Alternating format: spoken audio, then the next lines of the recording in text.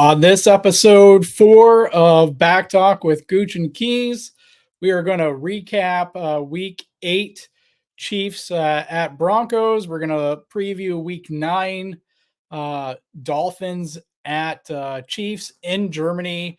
We're going to talk about trade deadline, and we're going to talk about the big move by the Las Vegas Raiders and more. So tune in to this episode.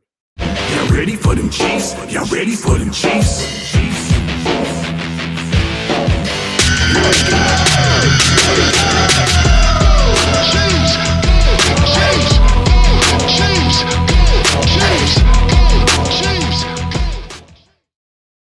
Well, good evening. I am Keys. I am the K in Back Talk Bros. Gooch will be with us here shortly.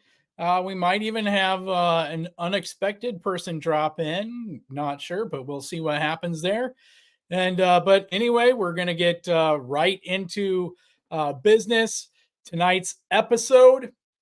Gonna start out here while we wait on Gooch to get in the chat. We're going to look at our by the numbers and yeah, let's have some fun. Make sure you guys hit the chat with your questions and comments, and we'll get going here. So,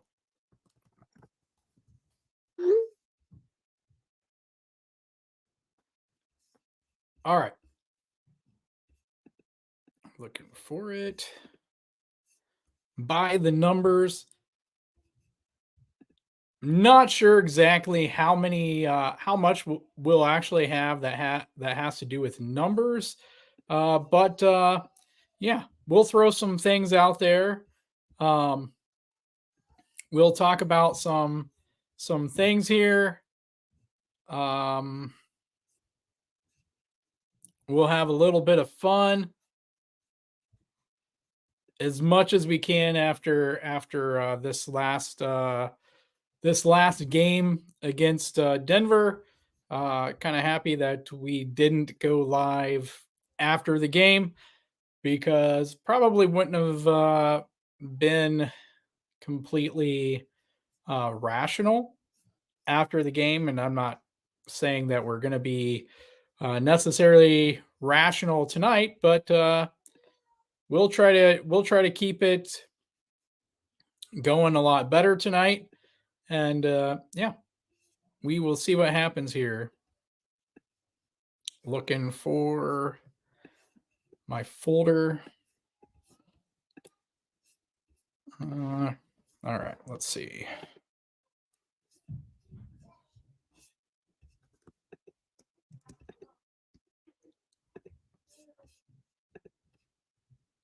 Throw that one up there.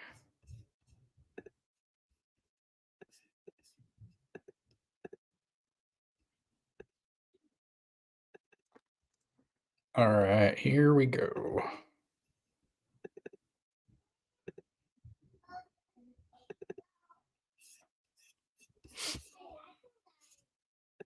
All right, so the first thing we're going to throw up here is something that's instead of Chiefs specific, this one is kind of NFL overall. And the interesting thing about this one, what we have here is 11 personnel snap percentage. If there's anyone out there who doesn't know what 11 personnel means, that means we're talking about an offensive formation that has one running back and one tight end, which means then that there are three wide receivers on the field. This is the work of Joseph Hefner. You can find him on Twitter or X now at Joseph Hefe, as you see on the bottom of his graphic here. The interesting thing about this particular graphic is that, yeah, it's the whole NFL. You see here, though, this is the most popular personnel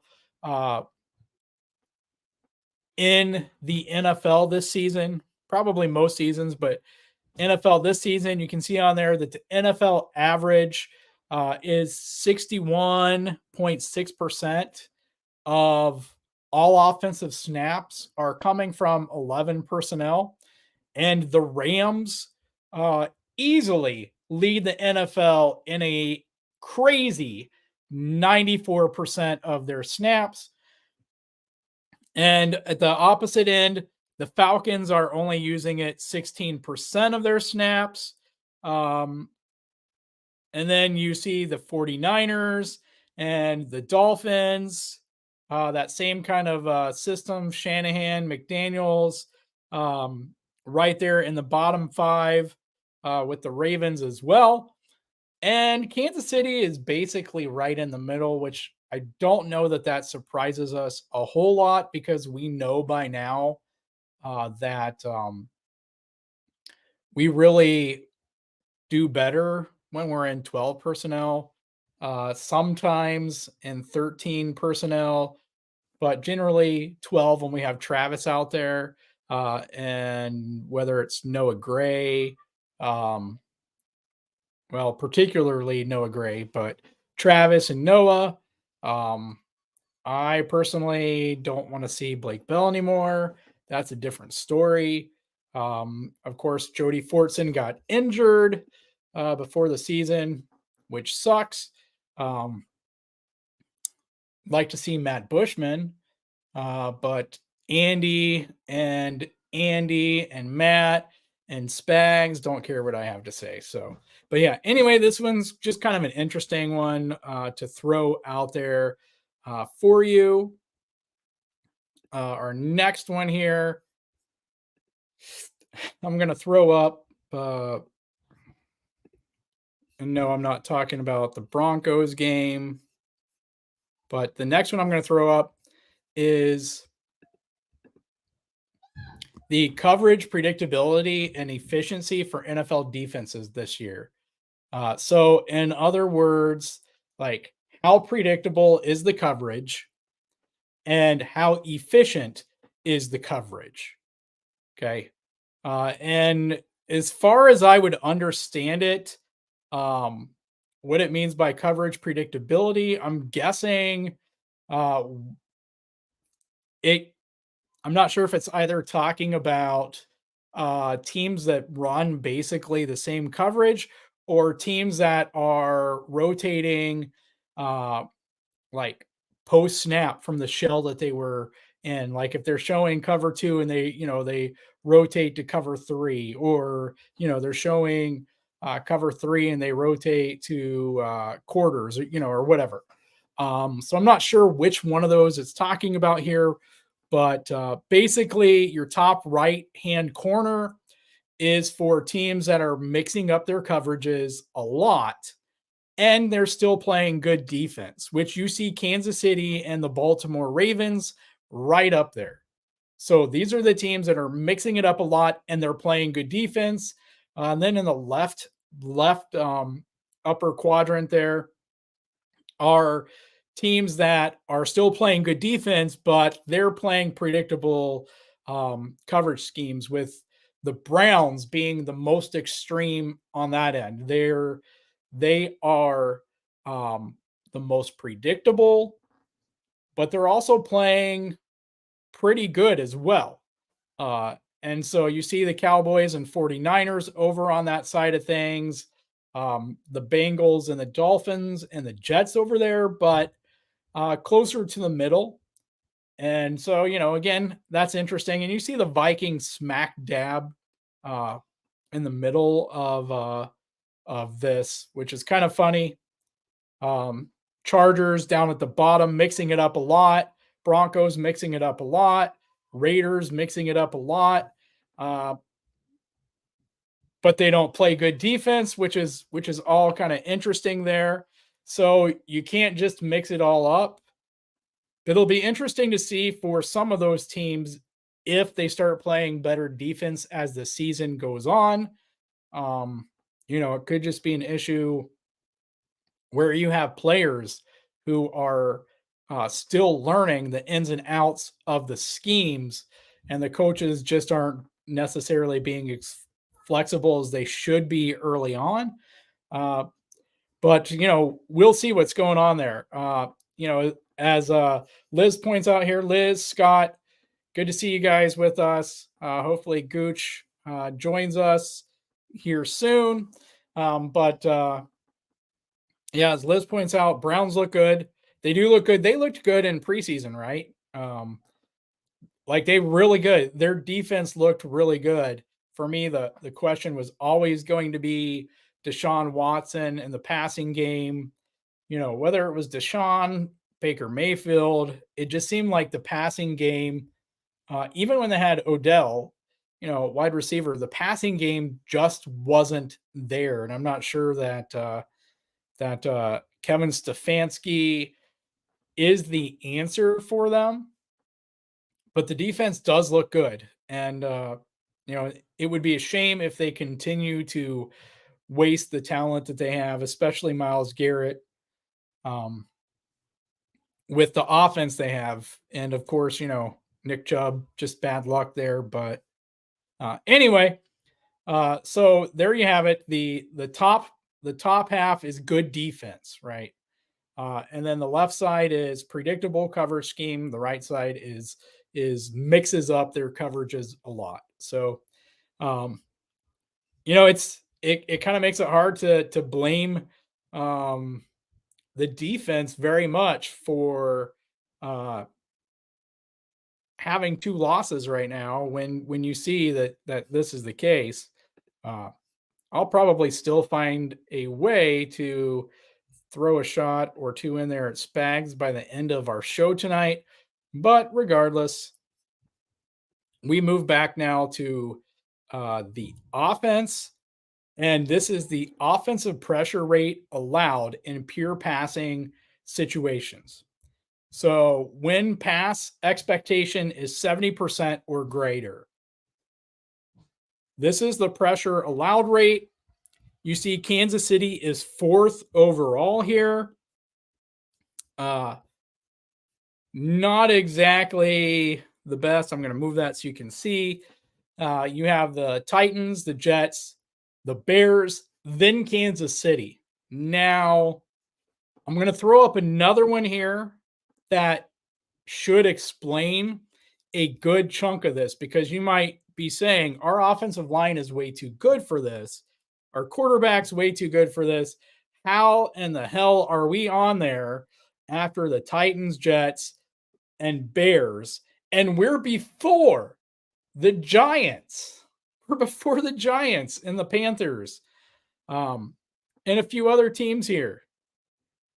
Like, what's going on here, Keys? Well, we're going to look at that here as well. Hopefully this explains part of what's going on here. Hopefully I pulled up the right one. Offensive time to pressure allowed in pure passing situations. So again, when the pass expectation is 70% or greater. All right, offensive time to pressure. As you can see here, number one is Kansas City. It's taking at least 2.75 seconds, almost 3 seconds,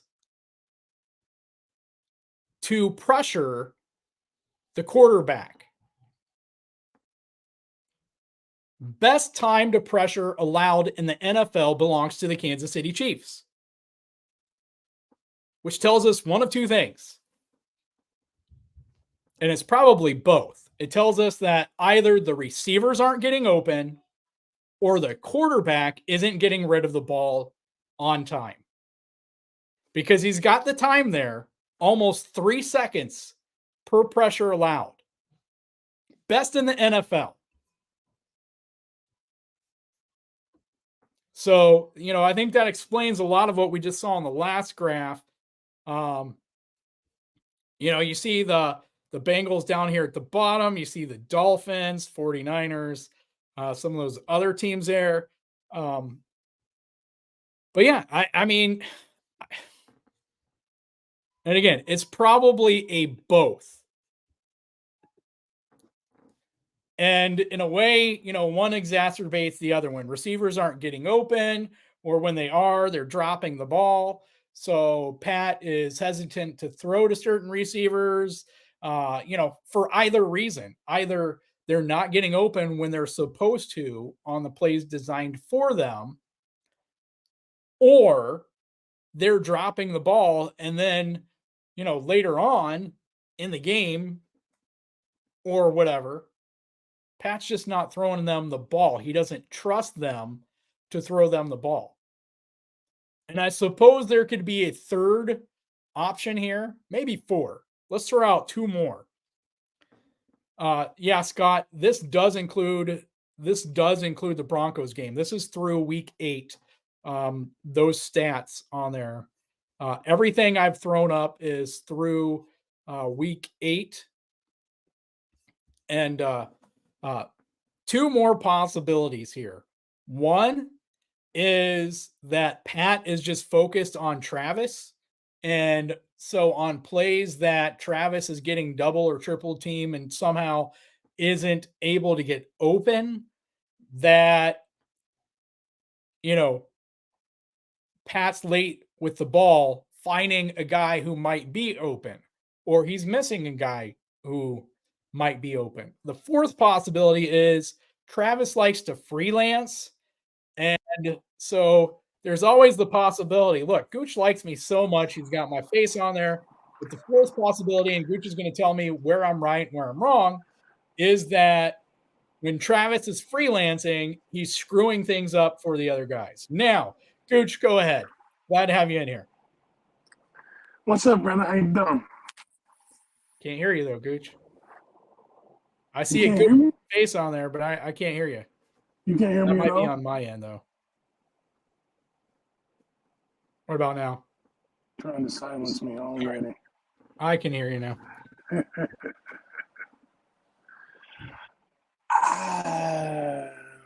Only caught the ending of that. And I believe in some instances, I agree. That's good enough for me. I actually do sometimes. Kelsey not running his full route because he does know the coverages and stuff like that takes a lot of opportunities away from other people who might be open.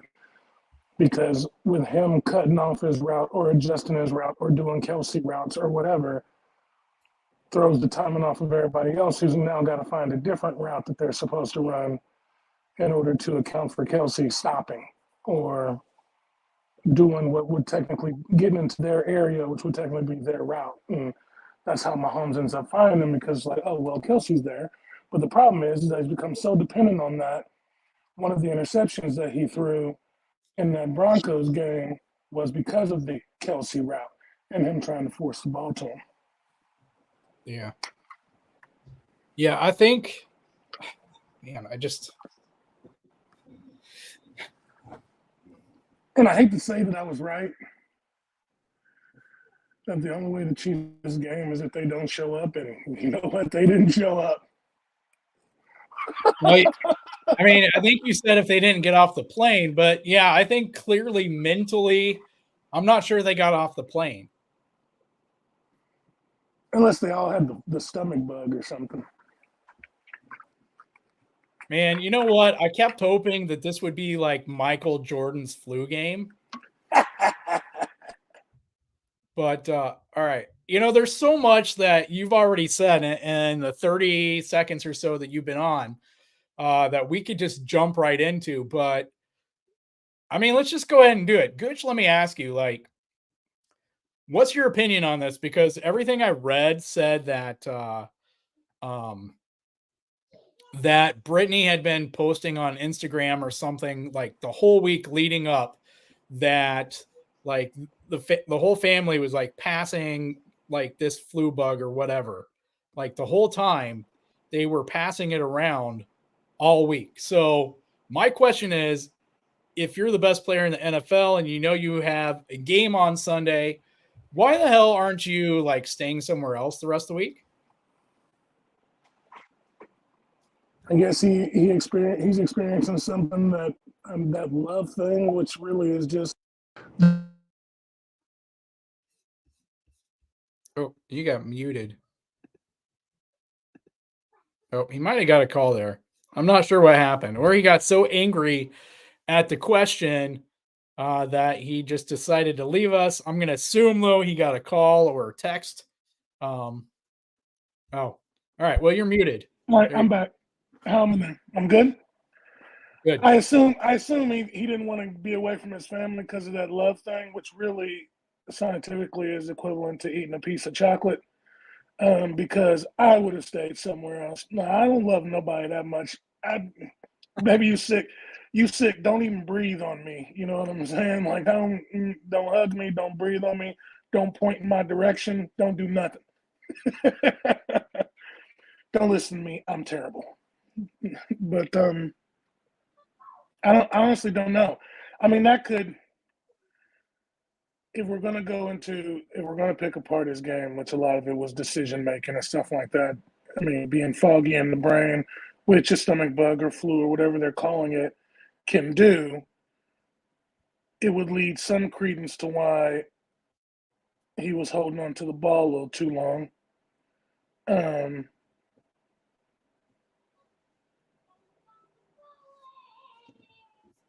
I don't know.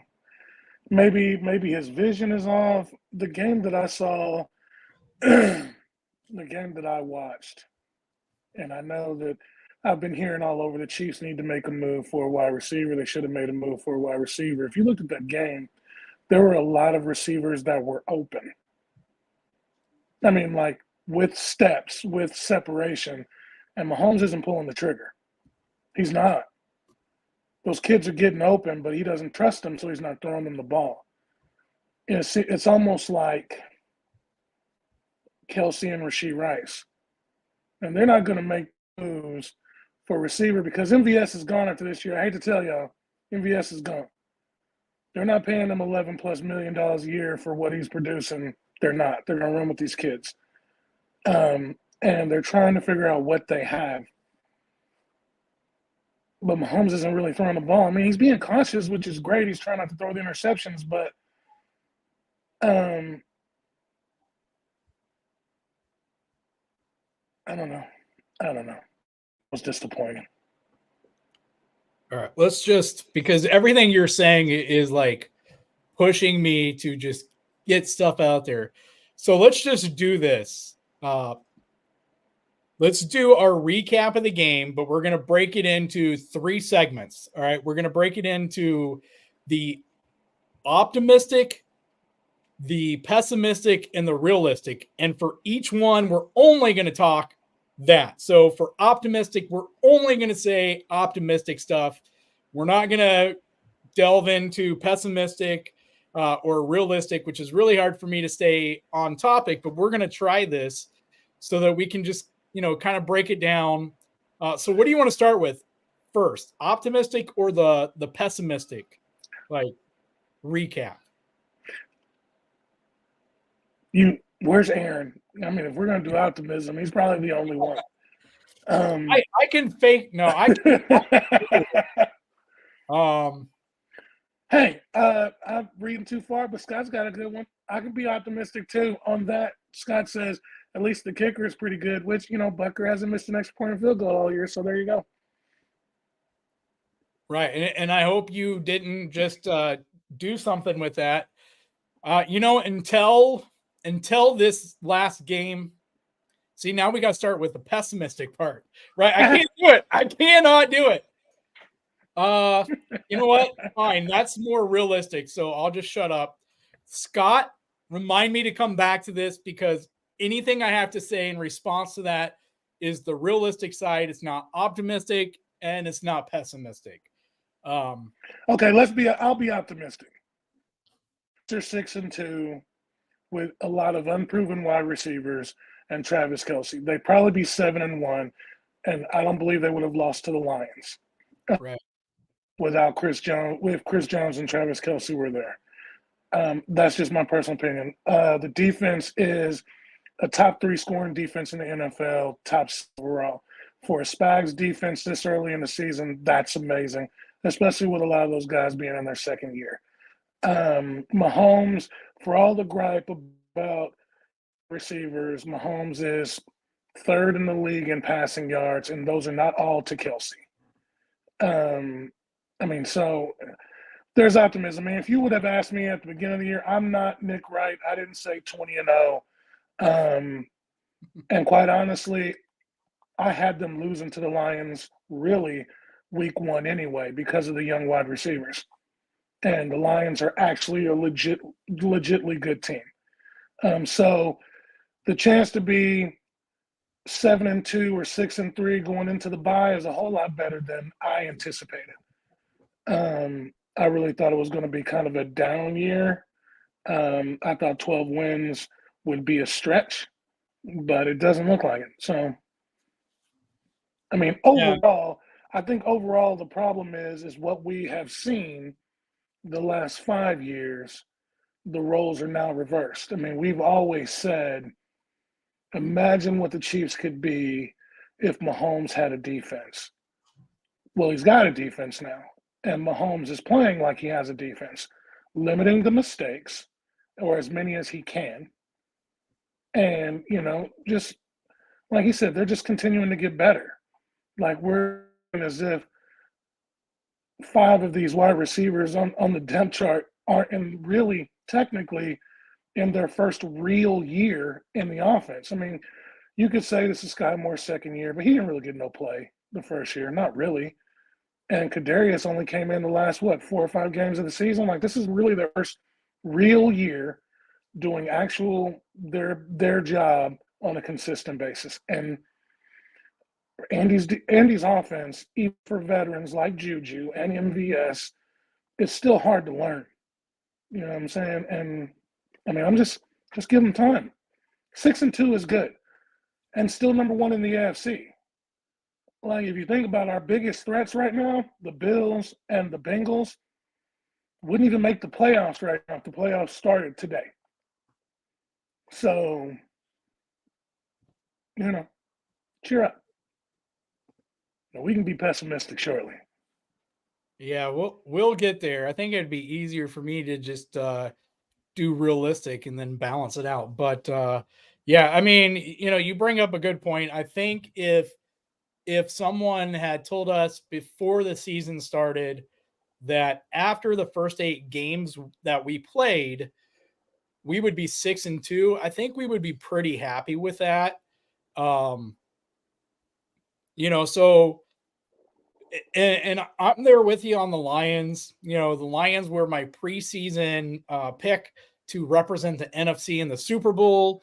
And so, in a rematch, I called it on Dan Talks Football. I called it Chiefs and Lions rematch of week 1 in the Super Bowl. And I still think that's a possibility. And like you said, like the one thing I expected the week 1 game was it for it to be like the last time the Chiefs played Jared Goff, with the Rams, that 54-51 shootout, and so like you said, like our defense and the Lions defense were much farther ahead of schedule than I expected. Like you said, Spags' defense being here already. And with Nick Bolton missing time, that's only like increasing Drew Tranquil's, urgency, his play time, all the different things that Spags is going to be able to do with him later because of the things that he has to do out of necessity. And I think that's going to be a big positive. We've seen big positives out of Mike Edwards so far. In my opinion, we've seen more of and better of FAU than I expected. We didn't get to see Charles Omenihu as early as we expected, but the first week we saw him, the impact was there already. More out of Mike Dana this year, taking a step. Seeing Karlaftis at least, pick up where he left off the end of last season.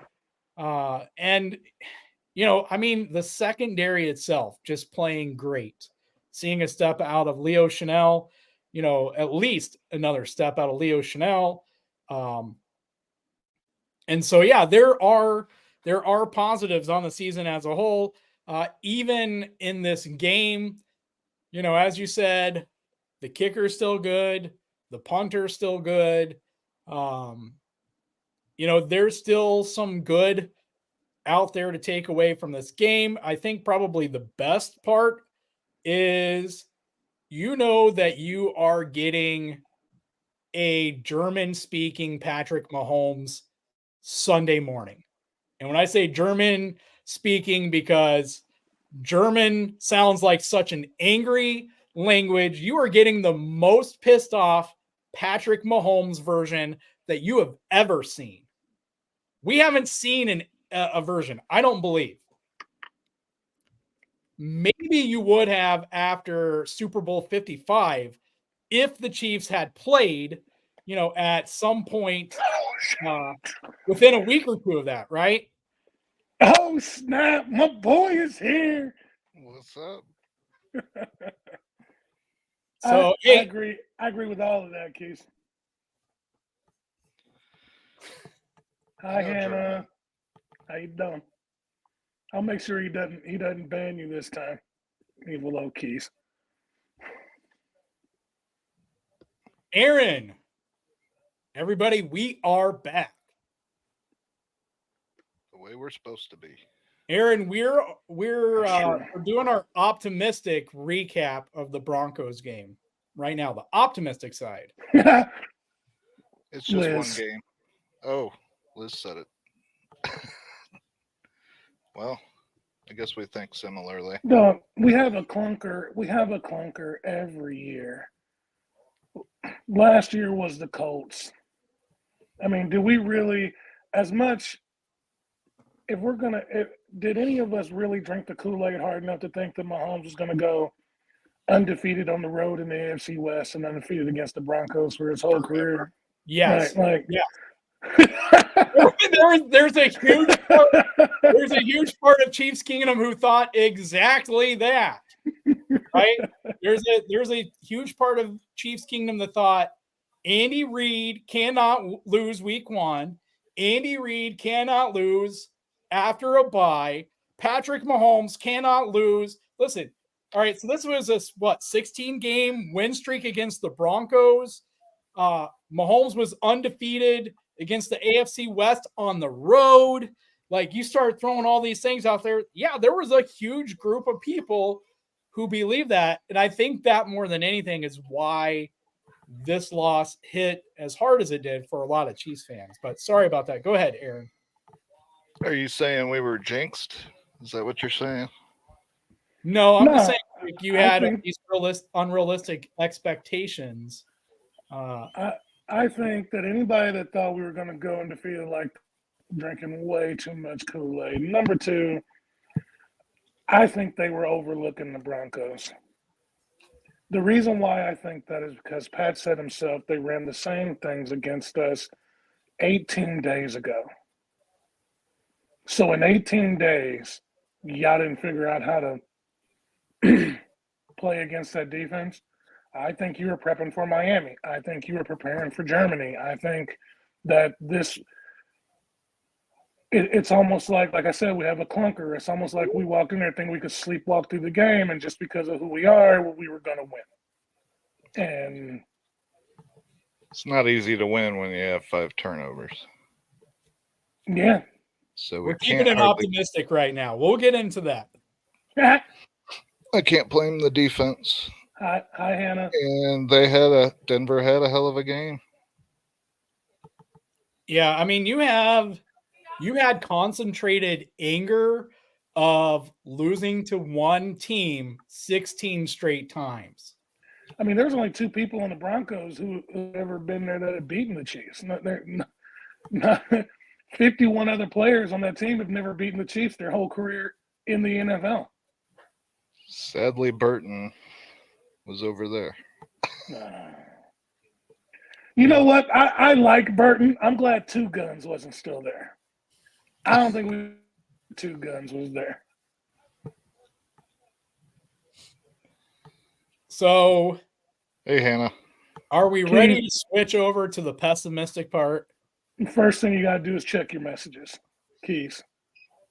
Not the messages on YouTube, messages on your phone. Uh-oh. Before we go pessimistic. Oh, we're going pessimistic. Scott. I wanted to start this show pessimistic. I'm surprised you didn't. I was holding off. I want you to check your messages before she flies to Kansas City or wherever I'm at and decides to beat us senseless. Now I'm definitely not. Oh my God. Keys will not be with us next week, for he will be unable to speak or turn on his cameras. She's going to end up spraining his ankle in a couple places. I could learn sign language in a week.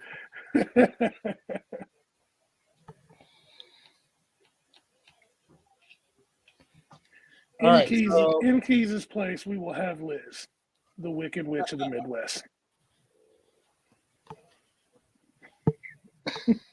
Hi, Liz. I don't even know what to say to that. All right. So I hear her double laugh in the background.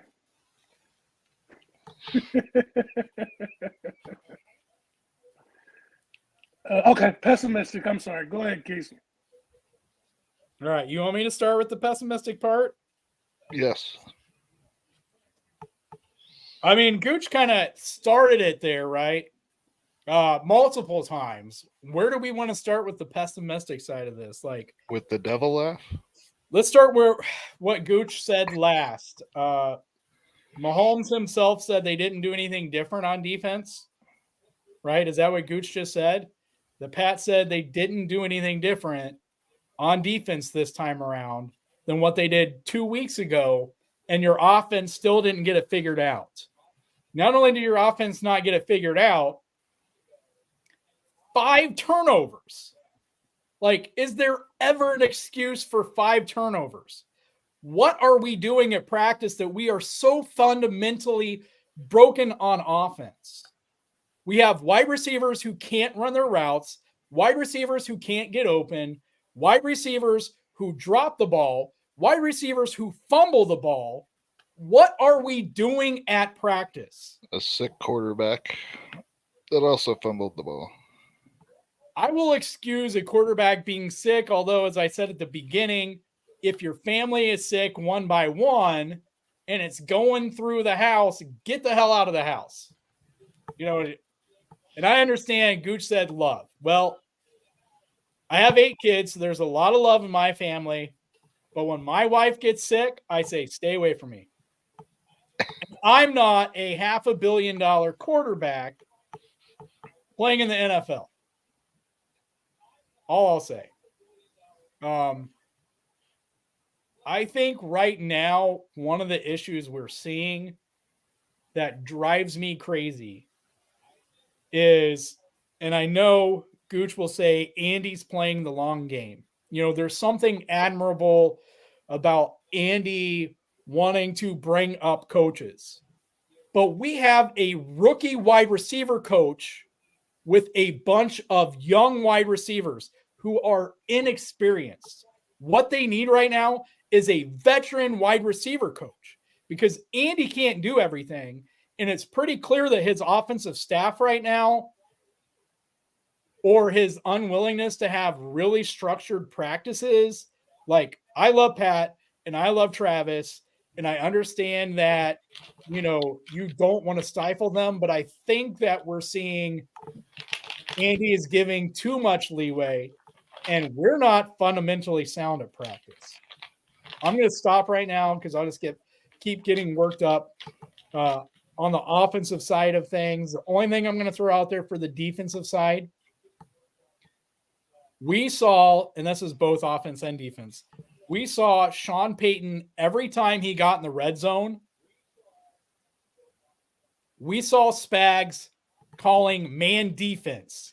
And Sean Payton, Russell Wilson, Jerry Jeudy, their receivers were killing us at the goal line in the red zone because we kept calling man defense and they were burning us for it.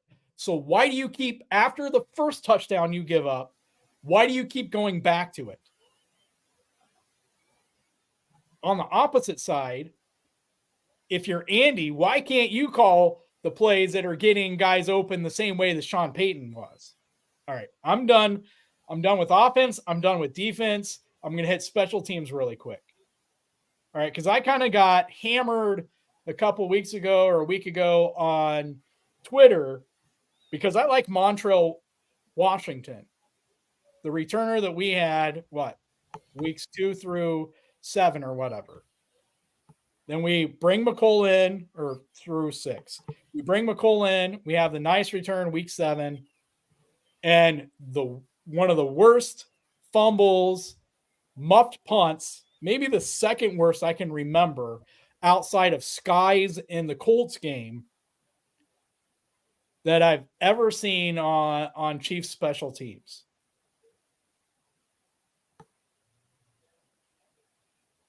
Last thing, Andy's decision making. His fourth down decisions to kick it, like, I understand playing it conservative at points, and you guys, you can give your perspective. But for me, I know there's a feel element to the game. There was a point where it felt like after a certain point that you had to go for it. Like you had to stop kicking field goals when your offense and your defense and your special teams were completely not in sync on the day, to where you had to understand you don't have as many opportunities in this game as you do in a normal game. So you can't just take the field goal the same way that you might in a normal game.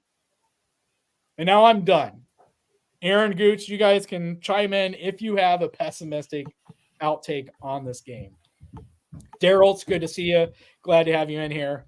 You got and heated up. So definitely good to see you, Daryl and Scott and Hannah.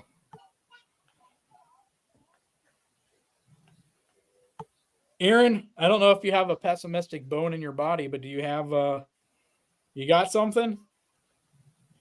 Definitely do, but as far as pessimistic,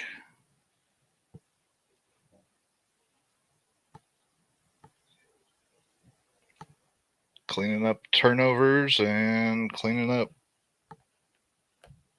the penalties. I don't think we got penalized as much as we usually do, but they were hand fighting all night. I don't get why they started calling it defensive after the first offensive. Yeah, I forgot about that play too. Yeah, I'm with you there. And Trent and Kevin Harlan, who I like, almost seemed like they were trying too hard to not be biased. I definitely got that too. They were irritating me a little bit. Yeah, it's funny because I thought, Romo and Nance are usually annoying, but we had them in a win where you had, the calls that we had. And then in this game, it was like they were trying too hard to not appear biased. And, I don't remember if it was Kevin or Trent, on the one that you're talking about. After, it was Sutton. They got flagged for the offensive pass interference that, as I told my father-in-law when we were watching the game, Helen Keller could have called that. And then the next one, and he said, well, was it Snead pushed off first or pushed off? So, but I'm like, at worst, that has to be offsetting penalties, because what Snead was doing was nothing like what happened at the end of that play. Like when you see the defensive back, going flying like that. Anyway, sorry to jump in while you were doing your pessimistic side. Gooch? You were good. I don't do pessimism. Well, all right. I really only have one question. That would be pessimistic. Why the hell do we run the ball 8 times only? That's a very good question. You got a kid that runs like he's mad at the ground, and we only ran it 8 times. That seems weird to me. It's almost as if, God, I hate that it has come to this. It is almost as if the problem with this offense is that there's no Eric Bieniemy. Oh, we're not going there. So you would prefer Bieniemy over Nags? Don't you think if Bieniemy was here, we'd run the ball more than 8 times? We don't barely don't- did when he was here, though. We still had games that were like this when he was here. Not 8 times. I would want you to go back and show me a game where they only ran it 8 times. I mean, I can search, and I bet I can find one. And I'm just thinking weirdly in my head that this offense is oddly. And I know Andy has 51% of the vote. And I know it's his offense, but the plays we're running look like Chicago a few years ago when a certain offensive coordinator was the head coach. I definitely didn't get the play calling, especially in the red zone. I mean, I just don't. They keep doing 3rd and 1s that they throw it behind the line and then can't get there. I don't know what they expect.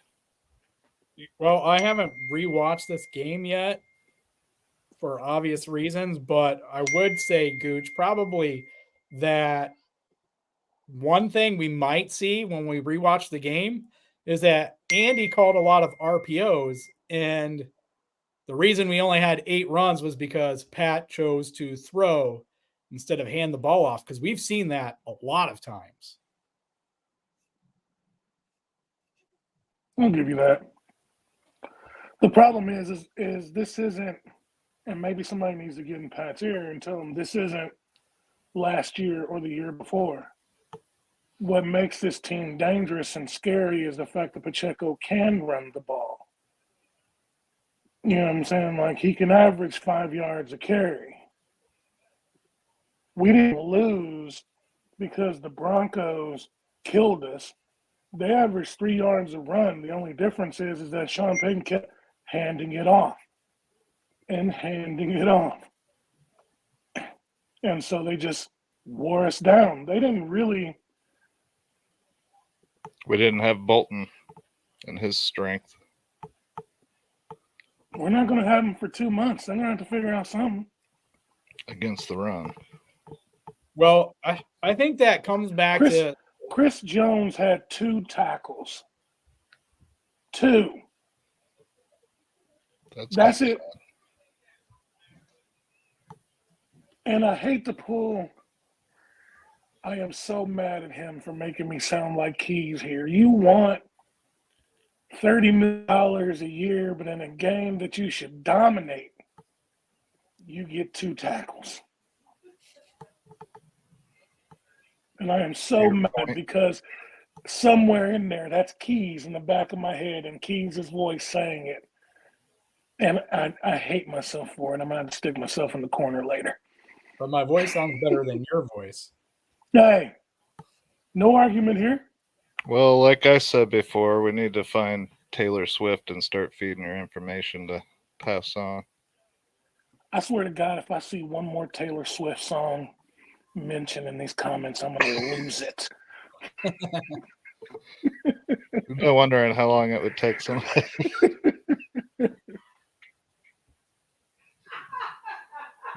There's your devil laugh. Oh, I hear the cackle.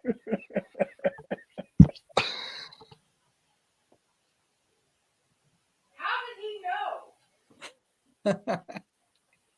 You gonna answer that question, Gooch? Are you kidding? How do you know, Gooch? I run numerous dominoes with young kids. When I turn on the music, that's all I hear is like, hey, you ever heard of Taylor Swift? You like that? No. No, I don't. Don't blame it on dominoes. Oh, dear God. Look. Might as well. That's not cool, Scott. If I ever listen to Taylor Scott of my own volition, on ass. What I heard Gooch say is he's a fan of brunettes, not blondes. But right now, All I have to be a fan because Kelsey ain't playing good unless she's in attendance. You know what? I'm cheering for a good game without her just to stop that. Yeah, it kind of irritated me that she wasn't there. Oh no, I won $100. When we're winning like that, you go to the freaking game. I won $100 on the last game on how many times they were going to show her on TV on DraftKings. So there was that. That's a good drinking game too.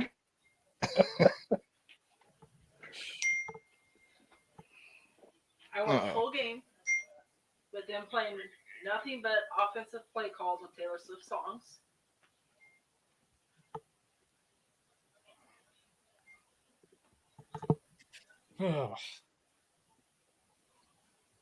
So they shut the NFL up. And I still see Gooch dancing to shake it off in his living room. There's right, Liz's hey, 2 cents. Hey, Gooch, does it matter if so there was a game, I don't know if you can hear me here, Gooch, but when the Chiefs played the Titans last year, I'm excluding Patrick Mahomes' runs because they're all scrambles, right? So they weren't called or designated runs on his part.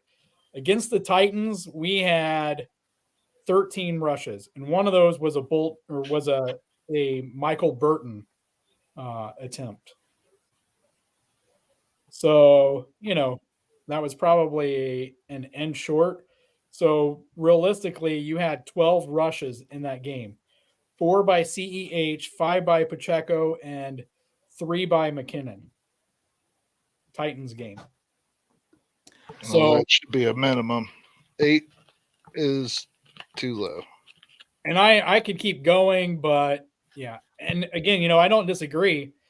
I would still guess though when we look at the all 22, start counting RPOs, that there were more plays that should have probably been handed off, and Pat just kept the ball in his hand instead of handing the ball off. In fact, I know that I did watch a little bit of it, and I can think of one play right now where that was the case. And it was a nicely designed RPO. If I remember right, it was like a Trey Smith and Noah Gray both pulled across to the left side to block. I don't remember who the running back was, but they both pulled across the block, and Pat ended up keeping it and throwing it. But I think that's part of it. And that might be my fault because at the beginning of the season, I asked where did the RPOs go? But yeah, I mean, I don't disagree with you guys that we should, that we should be running more than 8 times a game. I would disagree that, and I understand where Gooch is coming from. EB, was clearly a, should I say, strong voice? Would that be a good way to put it? And I think part of it, so I'm going to end up kind of agreeing here, is I think to me the best staff that Andy had on the offensive side is remember back in the year that he brought Brad Childress and I forget whoever else it was. He brought two or three old failed head coaches in on his staff in different advisory roles. And I think the more I was gonna say they were all here. Peterson, Kafka, Nagy, Childress, Bieniemy, they were all here. Yeah, and the point is, I think that you had a guy like Childress, and if Doug was here during that time, you had guys that were established enough to where they and had been head coaches to where they not only kind of had the placement but they also had the audacity to push back at Andy at times. And to me, I think that was the best offense we've seen. Andy's 65 years old? And I wish I could find the stat now, but it's mind-blowing to me. And so I apologize if I butcher this, but the stat was something like Andy Reid in his head coaching career has had around 150 wide receivers that's been drafted. Please don't kill me if I'm way off on this. It really doesn't matter. The number could be 50 and I could be that far off. He's only had 5 wide receivers that he has drafted in his career as a head coach that have had 1,000 yards in a season. And 2 of those are Tyreek Hill and Terrell Owens. So since this is the pessimistic side and I can hit it on the realistic side in a few minutes and counter argue myself, there's something a little broken here in the Andy Reid offense and what it's asking from receivers. And I think we're kind of seeing that manifest itself in kind of some ugly ways this season.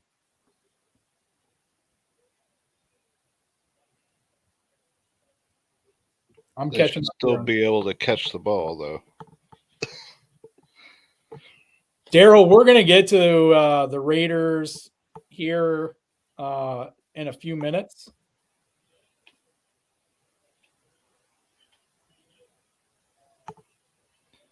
But yeah, Sky Moore should have had at least one touchdown that hit him in the arm. He seemed There's been a receiver every week somehow. like that, though, right? Yeah.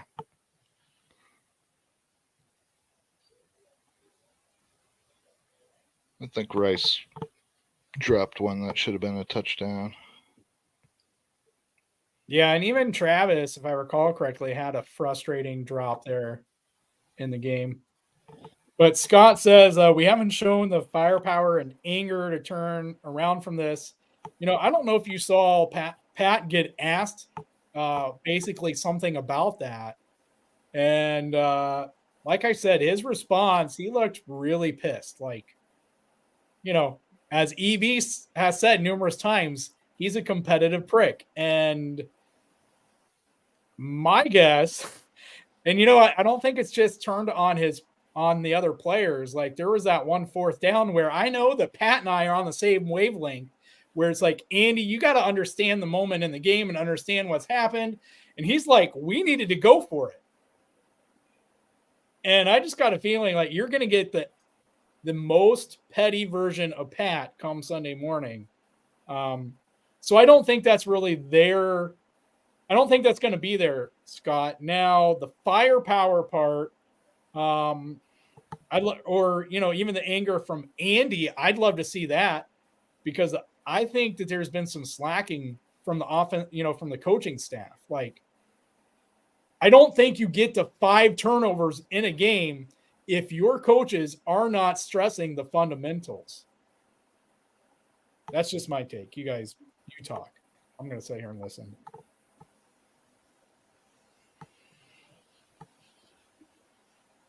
I might accidentally put somebody else in timeout this week. Accidentally. I know Gooch and I are on the same wavelength here. Clark was definitely not the answer. No, he was not. Not even close. Not even close. We can't blame the defense on this one. One of the things you didn't see in the game is on a couple of drops, Mahomes turned to the sidelines and looked at Andy with his arms up like, what do you want me to do? I don't think you need an angry Andy if you're being shown up by Patrick Mahomes on national TV, because they were playing on national TV, and you can see he's looking at the coaches like, what else can I do? I'm putting the ball there. They're just not catching it. You know what I'm saying? Sky Moore, who wants a bigger role, has a step on the guy and drops a touchdown. I don't care that the defensive back was holding his left arm. Get your hand up, yank your arm up, get your hands on the ball. You had a step on it. You're supposed to bring those in. You know what I'm saying? You can't follow Patrick all over the country, throwing balls with him, talk about how you want a bigger role, have Pat big up in you in interviews and stuff like that, and then you drop surefire touchdowns. Yeah, one of the biggest thing we talked about with Sky when he was drafted last year, sorry if you're in here, Holly, was his hand size. And for as big as his hands are, he's dropping a lot of balls. So he For might somebody want to that invest in for some somebody that things. didn't drop a lot of balls in college. You said the same thing about Noah Gray, so like it's kind of weird. But the thing is that like they say he didn't drop a lot of passes in college on Sky. Like I didn't know that. Like their stats for Noah Gray. Like one drop in like 3 years. Every ball that was thrown to him, he was catching it. Like there's stats for that. Video proof that he caught everything thrown his way. I don't know what happens when they get to the NFL. Maybe it's just the Chiefs. MVS dropped one pass in 2 years with Aaron Rodgers. Now he can't seem to hold on to the ball. That can't be right. What? Yeah. He used to drop a ton. Yeah, I he think had a year where he didn't drop anything, bro. Yeah, he had the year or the last season he was with them. Yeah, his last season with Green Bay, he didn't drop anything, but like the years before that, he definitely had an issue there. But I mean, your point still stands that we're seeing this, and my question would go back to though, how much of this is because you do not have a legitimate veteran wide receiver pick? Yeah, he's supposed to be the leader, and he's dropping stuff left and right. I don't have any faith in that guy. Okay, so I'm going to be the one to say it. In a sport that is 90% African American, the white boy on our team is more consistent catching passes and making the great catches. I'm just going to go out and say it. Like, Justin Watson is a freaking savage. He's clutch. I'm just like that one he caught running out of bounds. I was like, no way he caught that. And then, like, I watched it, and I was like, no way. Like, and somehow he got both them feet down. I thought the second foot hit his first foot and didn't touch the ground. I was like, man, that kid's good. Wow. He has made some great catches this year for sure.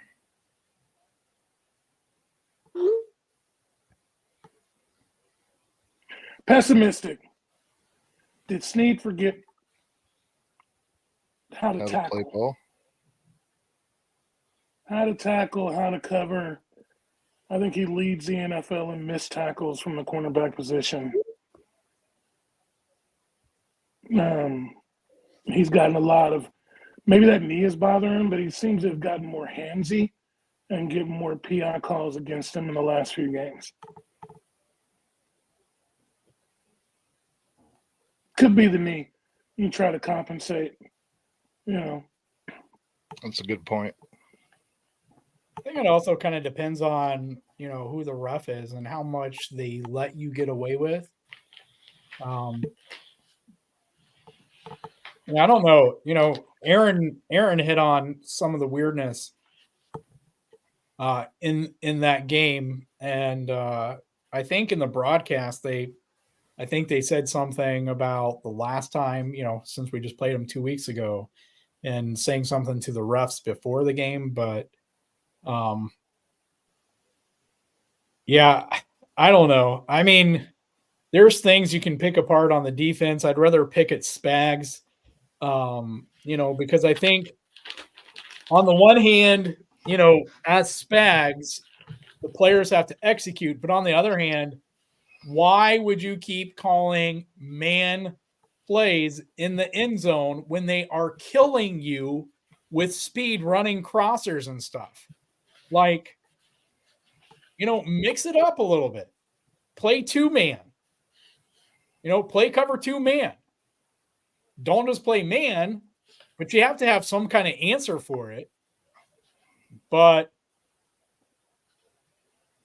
I don't know if there's anything more left to complain about.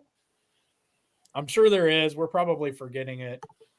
But let's go into the realistic here. And I'll jump into it. And I'll just start with what I just said there.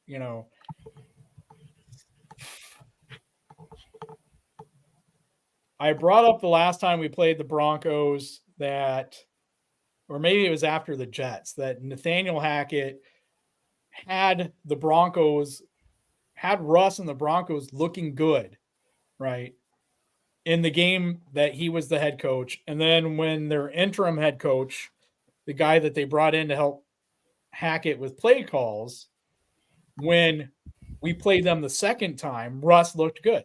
Both games, Russ looked good against us last season. Both games, he looked fairly good this season. He looked much better in this game. And so if you want to go somewhere somewhat realistic is, yeah, our defense still got beat. But as I said after the last game, the first time we played the Broncos, and I know I said on other channels, the Broncos offense still looked pretty good for the most part in the first game we played, when we played them at Arrowhead. They were just beating themselves. There were a few plays on offense where they beat themselves.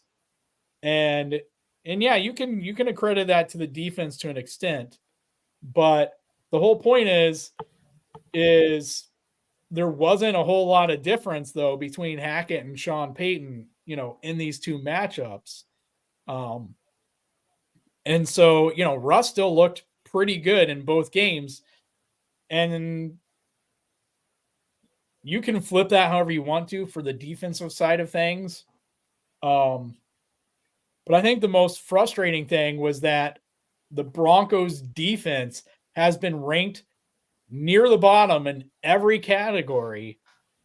And yet when we played them second time through, and Gooch said it, we saw the same thing from them. We should not have had the performance we did against that defense. I'll just stop there. I can move on with other topics, but you guys start hitting on stuff. Well, I think we'll learn a lot from this loss, hopefully. And I believe you said it. It was the worst loss since the Super Bowl we lost to Tampa Bay. Worst coaching performance. Which, yeah, there was a lot of offensive play calls that I don't know how you call that. It gets sniffed out right away. And yeah, they know us better than most teams. Yeah, and again, I think the differentiator between playing the Broncos versus playing the Raiders or Chargers is 16 straight times. That's a lot of fuel. That's a lot of anger. It's a lot of embarrassment. Absolutely. Go ahead, Gooch. You have anything you want to? Yeah, realistically, we're 6-2 with a top 5 defense, with an offense with receivers who wouldn't be starting on 30 other teams in the NFL because they're just too fresh and too new. We still have a top 5 offense, and I mean it's 6-2. We also still have a top 5 special teams. All 3 are still somehow in the top 5.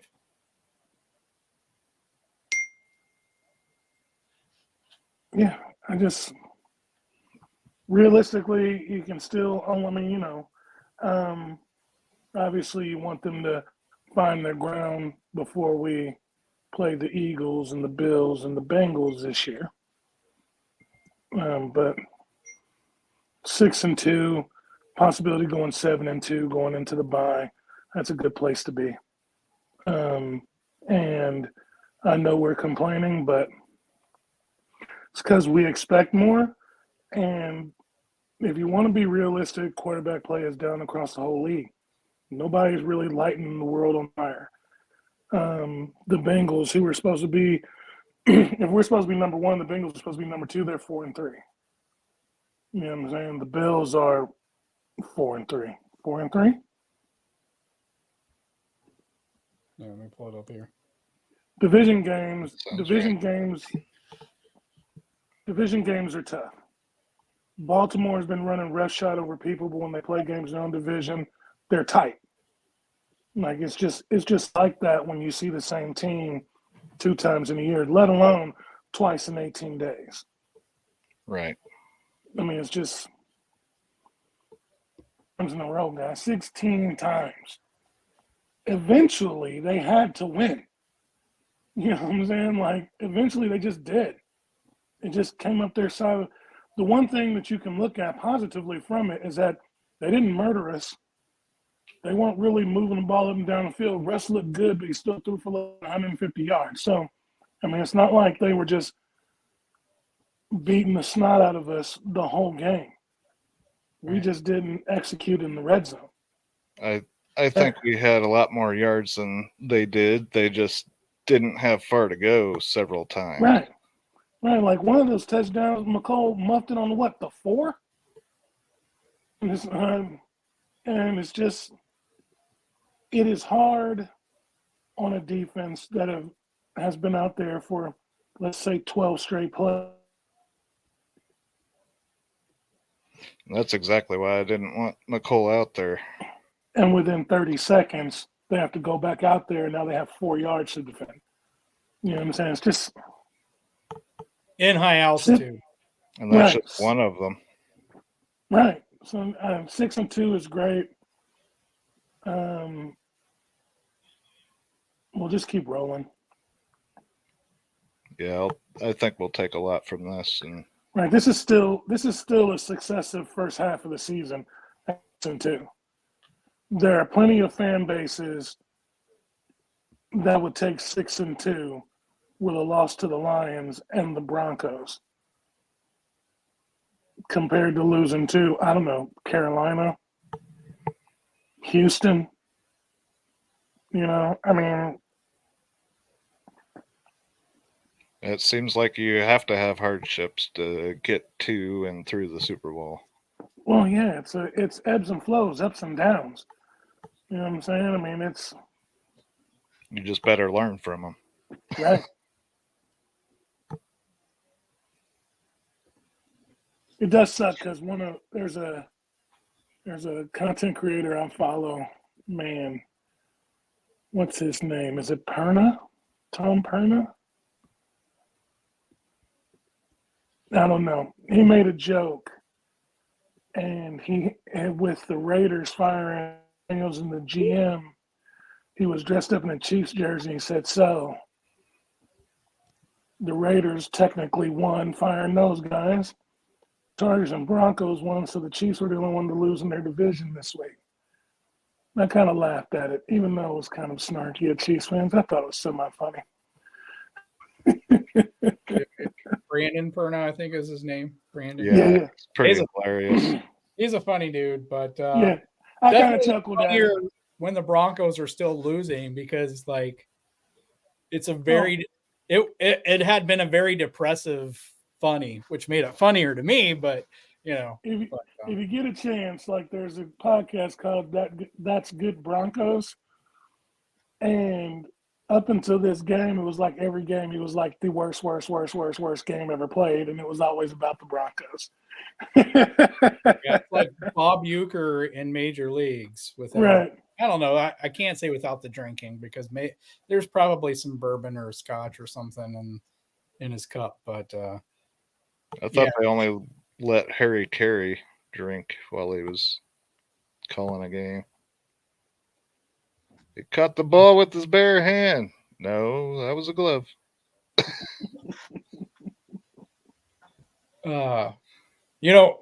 One thing, Gooch, that you said that kind of drives me crazy, and I know Aaron, talked about us missing Nick Bolton, and I think it's something I said to you guys in the group chat, but it drives me crazy that, because it seems like Spags each week, like his thinking is offense is going to get a good lead. The other team's going to be forced to pass the ball, and we don't need a defensive line that's capable of stopping the run. But that doesn't fit with this offense because Andy doesn't have the balls to keep the foot on the pedal. And so it never happens. Like, it never happens. And even if there were games that it could happen, like between that and games like this where you have 5 turnovers, or most of the games where we stall in the red zone or on 3rd or 4th and short, which at some point, why don't we just take a couple delay of games on 3rd and short or 4th and short to get that bad boy to 3rd or 4th and long, which is our bread and butter. But on defense, it drives me crazy. Where are the run stoppers? Because Denver gashed us once again. We're going to see teams coming up the rest of the season. And if we make it to the Super Bowl, if it's one of the teams I'm thinking, it'll definitely be a team who can run the ball. With or without Bolton, we need guys on the defensive line who can collapse, who can crush gaps, who can tackle. I mean, Javonte Williams, and I don't remember the kid's first name. His last name's like McLaughlin, right? Like, they were gashing our defense to the point, if I was Sean Payton, I would have just kept running. I wouldn't even care. But I mean, my recollection of the game was gash on the ground, play action pass, might have hit, might have not hit, gash on the ground, running back in the flat, screen. And it's like Spags didn't have an answer in this game. And the crazy thing was, like, some of the situations, I'm like, this is going to be a block. This is going to be a screen. Watch for the running back and flat. And I'm a complete moron. So I'm back to what Gooch said, in that they didn't watch film or prepare for this game. They rested on their laurels of the work that they may or may not have put in for game 1, and they were busy looking at the Dolphins game. I'd have to agree.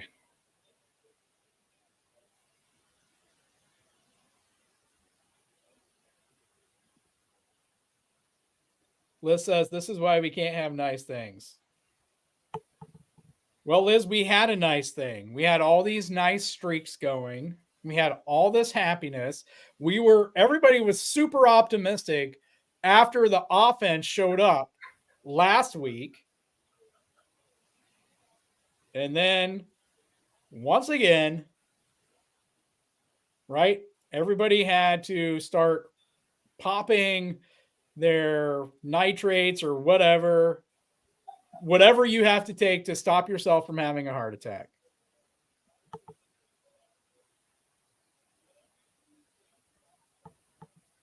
And Daryl points out, yeah, we brought Darius Harris back. You want to hear something else, though, that's negative? We did? Yeah, we brought Darius Harris back. But you want to hear what's even worse, though?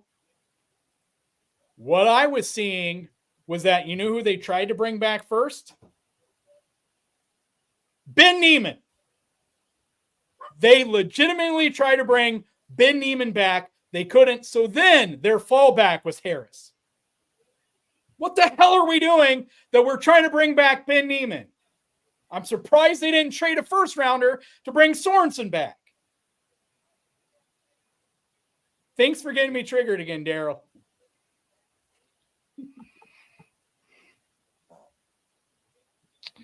Well, this could be meant for you as well. I thought that you might just be calling me Gooch here. I actually just left because I knew when I saw the quote that it was gonna. I was like, "Oh, this is gonna get good." Oh shucks! They only brought back Harris because he is hurt. He didn't practice today.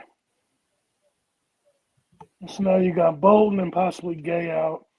And the last thing you want to do is, no offense to those guys, but in the game there was no Tranquil because he hurt something.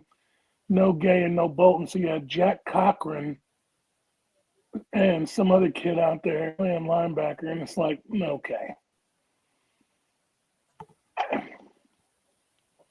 I'm sure those are great third teamers, but that can't. Oh, and Scott, I say plenty about PM15, brother. I am one of the few people that pick his stuff apart. Yeah, and we did. We talked about it. We talked about it at the very beginning, didn't we, Gooch, when we were doing the pessimistic part? Like, I not only mentioned that part of the reason that it might look like we weren't calling as many run plays is because they were calling so many RPOs the Pat was keeping for himself.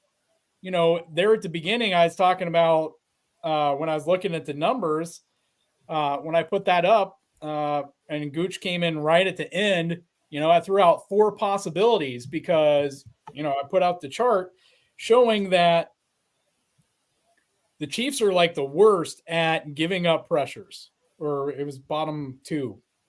I think it was the Bears. But the reason has nothing to do with the offensive line, because we're giving up the most pressures, or we're being pressured the most on true pass attempts, while it's taking the longest amount of time in the NFL for us to get those pressures. The longest, which means that Pat's holding the ball the longest on those pressures of any quarterback in the NFL getting pressured. And we talked about it at the beginning. Part of that, we don't know what extent it is, but that could be Pat just keying on Travis. That could be, the receivers not running their routes correctly. Pat not having confidence that they're going to catch the ball. You want to make your cameo? I mean, there's plenty there. You know what I was just thinking about? Probably my wife. I mean, besides her. I put that comment up. I'm still having fun. We're still 6-2. We're having fun because we haven't seen each other all together on here in how many months? What comment did you take out? What's that? What comment did you take out? Oh, I just put it on the screen. Oh. Hannah's comment. Gooder wanted to make his cameo. Another reason why it kind of looked weird, I'm trying to figure out. We gotta block this fool. This is a Taylor Swift reference. I don't remember Patrick running the ball. Yeah, I do remember instances where he should have, but it seems like most of the game he didn't really take off like he normally does. He had 3 for 20. That's it? Yeah. He's been averaging around 50, hasn't he? Yeah. There have been plenty of times in that game, but he was staying in the pocket way too long, and he would have normally taken off by then. Like, it's just odd. Well, speaking of Gooch, because I just now looked at the numbers, we had more than 8 rushes. We had 13, and that's not counting Pat's. Pacheco had 8, but CEH, Cole, so basically 8, because I don't count CEH. Anytime CEH gets the ball, he's tackled at the line of scrimmage.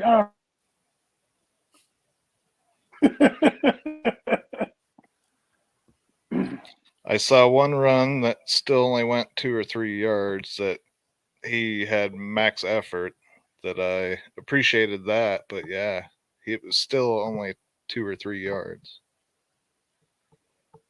Yeah, and I think part of the symptoms though was like fever, and I can only imagine, right? Because we're guys, so when you I get the swear to flu, God, Liz.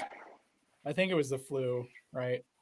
When you get the flu, you add in being a mile high and the cold weather, and it's kind of like, man, going from 0 to 100 and running, probably not that fun at all, and probably not that easy to mentally get your body there.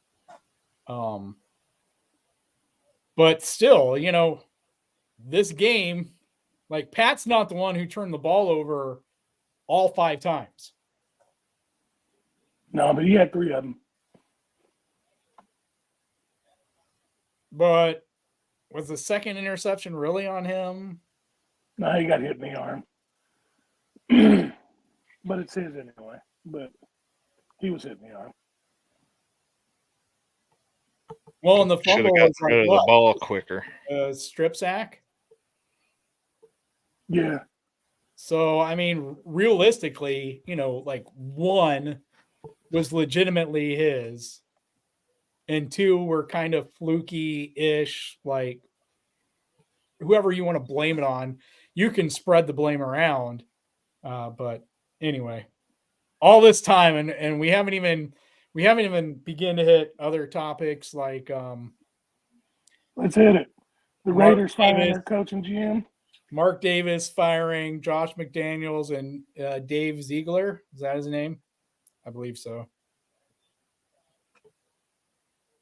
I don't know if I'm more sad about this or when he fired John Gruden, because both are great coaches for me as a Chiefs fan. Well, McDaniels will be in New England in 2 weeks. And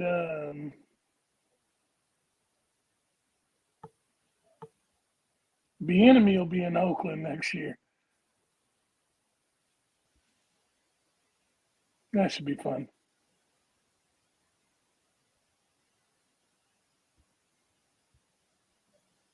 I might accidentally put her in timeout.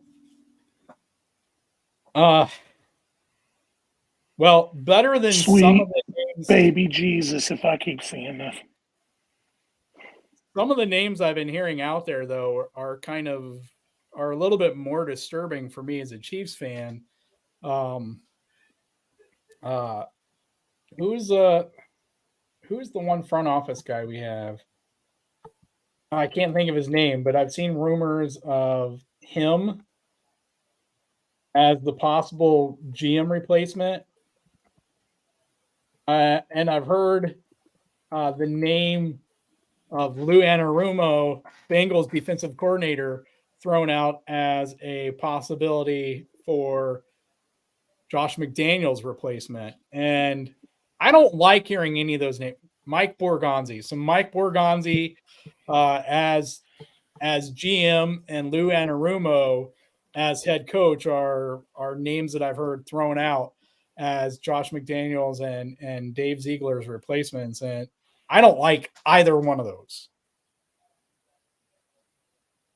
But what do you guys think about the timing of this to like fire this early? I think it's smart. It's definitely strange. Because now you can start like Sounds like there's permission. also Brian Flores, there's also the Dolphins offensive coordinator, there's also Eric Bieniemy, there's Luan Romo, there's plenty of people that need, like there's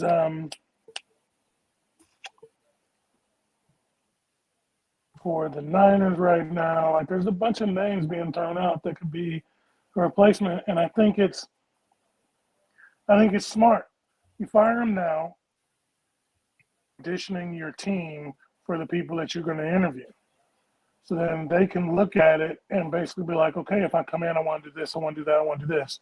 Which is why they're benching O'Connell because they're pretty sure the next coach isn't going to want Jimmy G.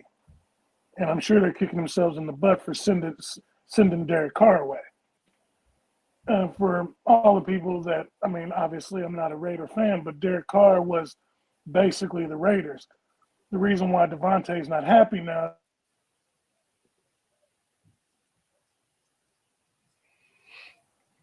losing and not getting the ball. I mean, you got a lot of things. You're going to have to, I don't know what you're going to do. I don't know. But minded, I was surprised. I woke up at 2 in the morning and I was like, holy crap, the Raiders fired Josh McDaniels. Then I read about it, you know what I'm saying? Like now, I'm like, oh, you got my attention. And it was the Raiders. And Scott, I assumed you were looking all this up. Liz, I'm not so sure about, but you definitely gave Steve permission to put you in timeout. Scott, have you been hanging out with Dan Harms? Listen, I'm 99.813% certain that the only guys who know Taylor Swift lyrics are guys who think she's hot. I don't happen to be one of them, but I mean, no offense.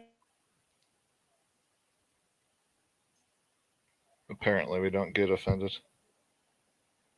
I just don't. What's hot about her?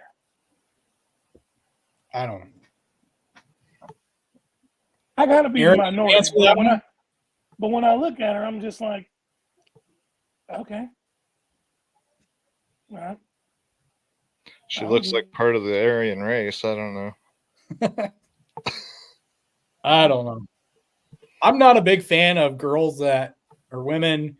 Sorry, I keep forgetting I'm older.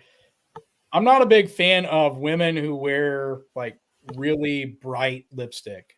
Like, I don't know. I don't think I do makeup. I don't think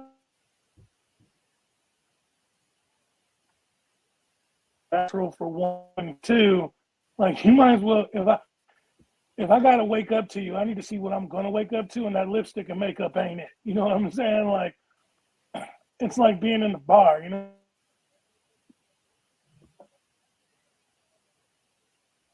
I think we're missing some really good stuff here from Gooch. You're like breaking up here. You're breaking up here like most of Taylor Swift's song material.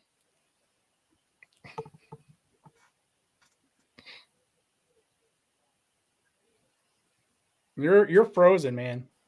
At least on my end. Okay. Yeah, it was. No, you're not. No, you're not. You're good. I'm just saying, like makeup on a chick is covering up what I'm gonna wake up to if I go home with you.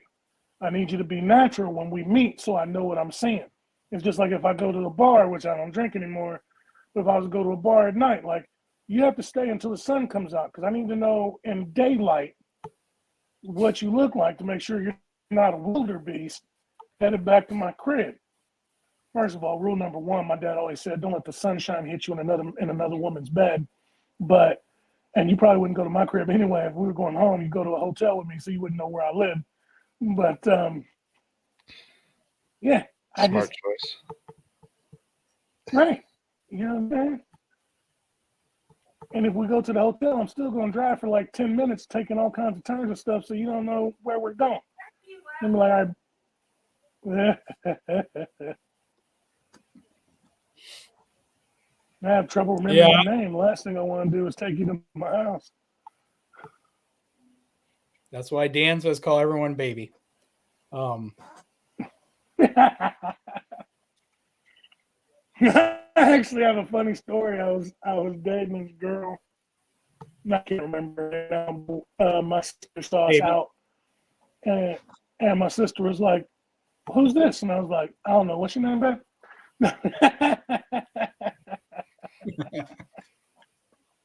Gone. Yeah, that date ended kind of quickly. So yeah. Yeah.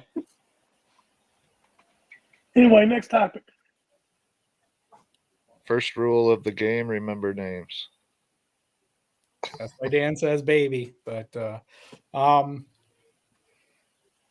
yeah, what were we going to talk about next? I mean, there was a little trade deadline chatter.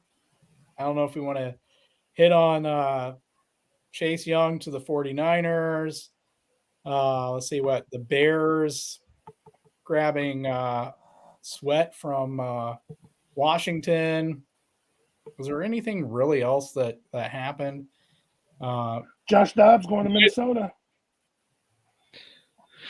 I wouldn't mind Chase Young for a third. I know we don't have but 5 picks so far, but yeah, I would have given up a third for Chase Young. That basically tells me they don't believe Brock Purdy can win games for them. He can just really kind of keep them from losing games. They're investing that much in the defense. And eventually that bill's going to come due. If you think of all the money that they're paying out for Trent Williams and Fred Warner and George Kittle and Ayuk and Debo and like, I mean, it's going to eventually you have to pay that bill. I mean, there's only so far you can kick the can down the road. As the Saints, who were like 60 million negative on the cap this year or whatever it was, like you only kick it down so long before it eventually catches up to you. And like the IRS, eventually they're gonna get their money. You know what I'm saying? The question is, how much is it gonna hurt you when they do? Yeah. Yeah. You know, I think Purdy is good enough. I think he still has to have the weapons around him, but I mean, you're still talking about Mr. Irrelevant and way more of a relevant quarterback than, you know, guys that have even been drafted in the first round in the last couple of years or so. But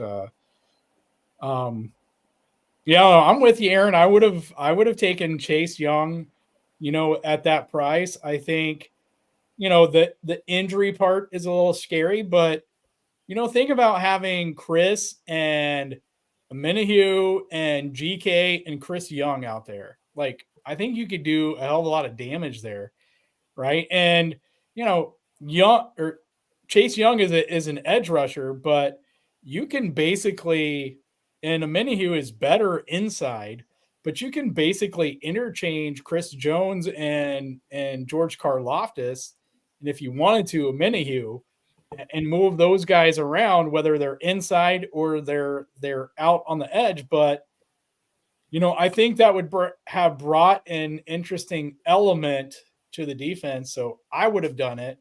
I think 49ers defensive line only looks better. Dana has been much better on the inside too, but he's been in on a lot of snaps. The problem is that you give up a third, and now you've got 4 draft picks because we lost the comp pick from McCole Hardman because we signed him back. Like, so then do you really want to go into the draft with 4 picks? Like, it's just, and they're not going to be all 4 in the top 100. I think Chase Young actually plays way harder than he has been. I'm wondering if that's part of the step back that he took was he's not on the greatest team. It's not even that. It's just that they wouldn't give him a long-term deal. He's on the. They wouldn't give him a long-term deal, and he's on the 5th year or whatever. You know what I'm saying? It's like he's already been in the league that long.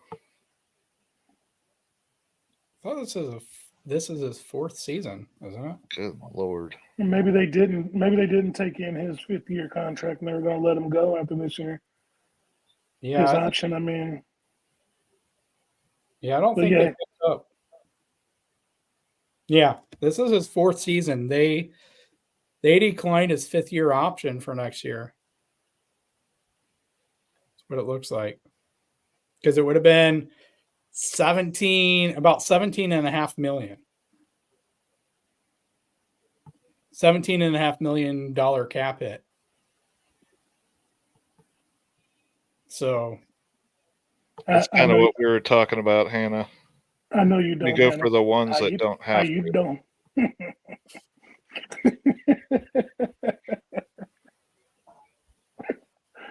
I'm just teasing. Keys is gonna send an assassin after me one of these days. I'm Googling how to put you in timeout, but I haven't found anything on here yet. But yeah, I would have taken Chase. I know there's a lot of talk about Veach not going after a wide receiver. So let's hit on that for a minute or two here. Like, what are your guys' thoughts? Do you think that Veach should have been going for a wide receiver, that we needed to bring in a veteran wide receiver to this team? Nope. What was the question? Sorry. Should we have brought in a veteran wide Do you receiver at the think trade deadline? Brett Veach should have traded for a veteran wide receiver to bring in to add, especially now that we, after seeing the Broncos game and whether you want to talk about And drop MVS now? receivers dropping the ball, receivers that can't run routes, receivers that can't get separation, receivers that catch the ball, or receivers who run the routes, get separation, catch the ball, and then fumble the ball. Scott, I'm going to put you in timeout. No, he's not Scott. You can't stop me. So what do you think, Aaron? I wanted one. I just don't know who or who we could even afford. I liked bringing Hardman back personally. I know you didn't. I like the guy. And I thought our offense would get better in the red zone. I don't know why it hasn't worked out, because we were much better last year with him in the red zone than without, by a long shot.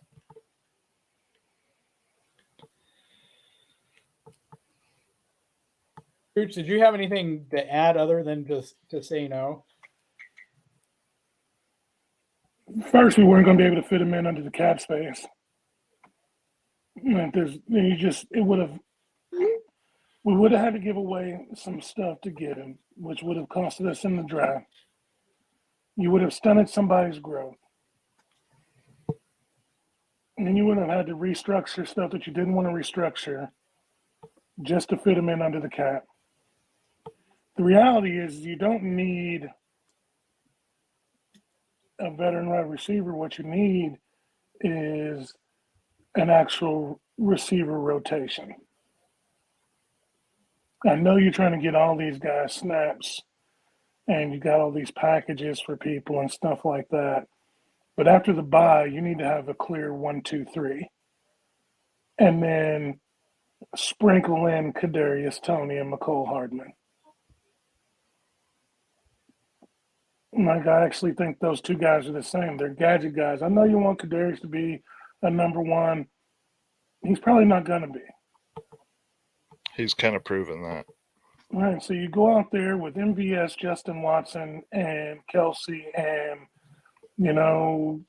pick one. Rashee Rice.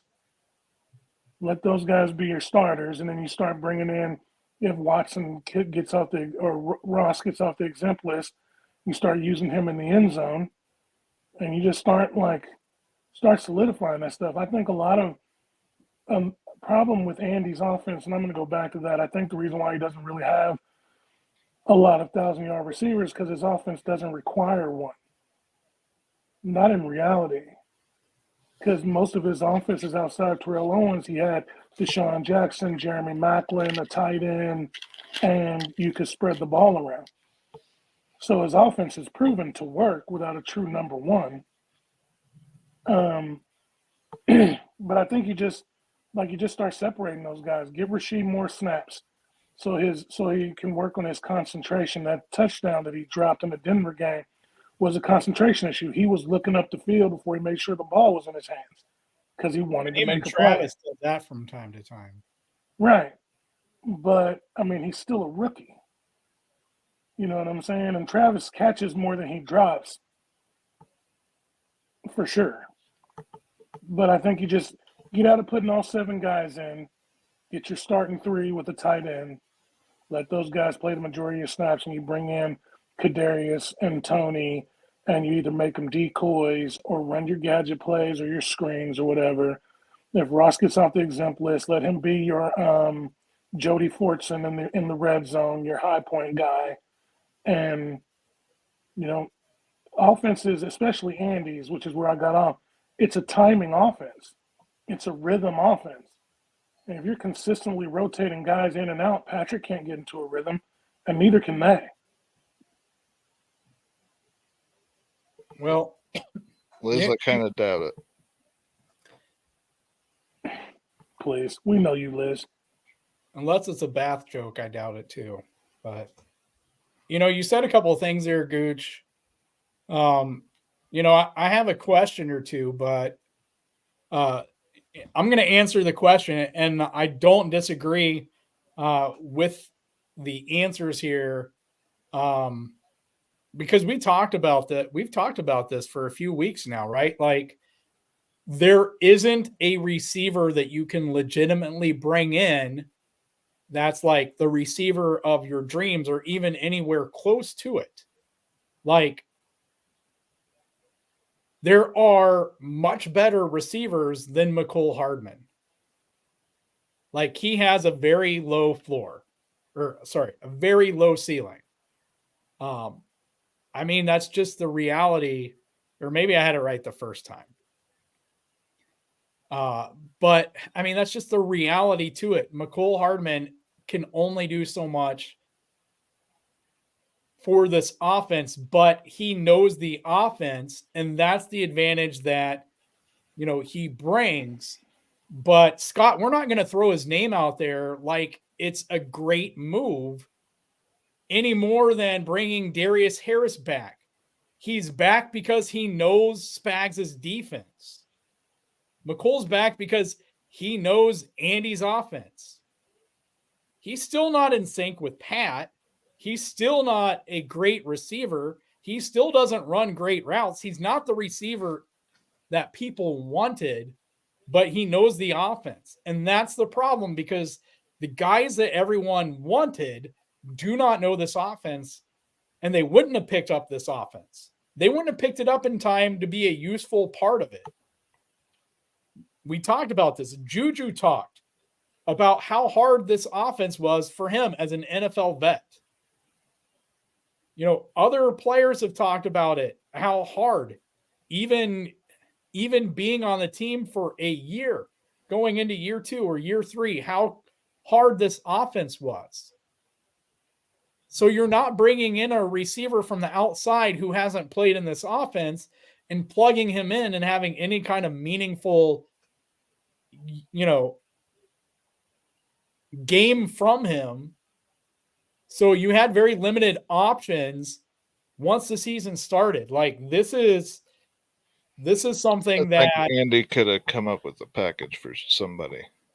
But the problem with that, though, and going back to like what Gooch was saying, like, if you bring guys in for certain packages, then you become so predictable that, defensive coordinators are smart, and they're smarter now than they've ever been, because they have all kinds of analytics out there.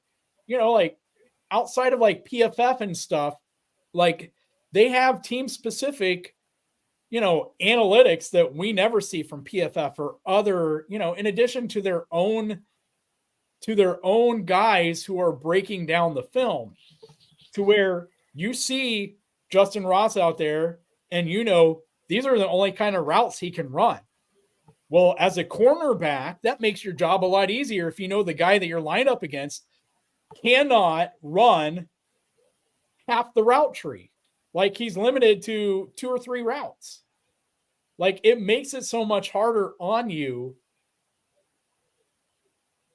Optimistically, we're hoping that after the bye, Andy utilizes all the receivers to the best of their abilities. But this will still be an issue if the guys who come in very predictable moments. Like that's going to make it so much easier on the opposing defense that I mean I don't know. I was wondering where he went. Figured he got a phone call. Well, he missed all of that, so he can't rebut me. So I did. It was New York this time. I had to take that one because it was getting late over there, so I had to vanish for a second. Understood. Here's Alyssa's joke, I guess. That joke was hella funny. I was laughing. I caught the end of it just as the phone call came in. I was like, and they were like, "Are you all right?" And I'm like, "What do you want?" Oh, I only saw the end.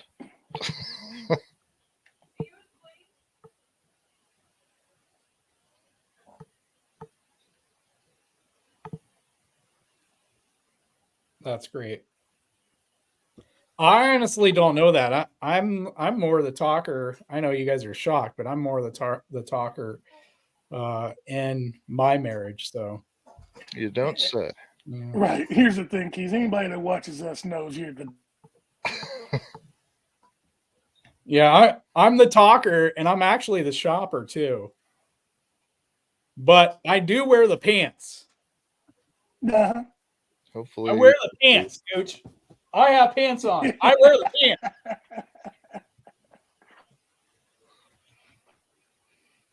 I have the listen. I have the wife that like everybody dreams about because she doesn't. Well, they better not be, but she won't go out shopping. She won't buy herself anything. She won't spend money. Like I have to spend the money for her, and so. But anyway, isn't that what Well, Christmas and birthdays and Valentine's Day and all that stuff, anniversaries? what's that? I said she sounds amazing. A woman that doesn't want to spend money on herself. Yeah. Hell, you need Or plus. a side guy. I mean, that works for me. Like I have to buy her stuff. Like right now, I bought her some clothes and I just like hid them in the closet. She'll find them. I mean, look, I have a hard time going to McDonald's buying a chicken number 2. You know what I'm saying? I mean, I just. I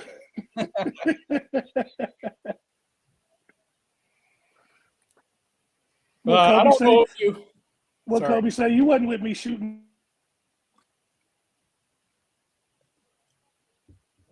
Okay. We're missing good stuff. We're missing all the good stuff because you keep breaking up. Gooch, you're breaking up more than Taylor Swift with all of her boyfriends. Is Travis just trying to get a song about him? I said, Kobe said it best. You wasn't with me shooting in the gym.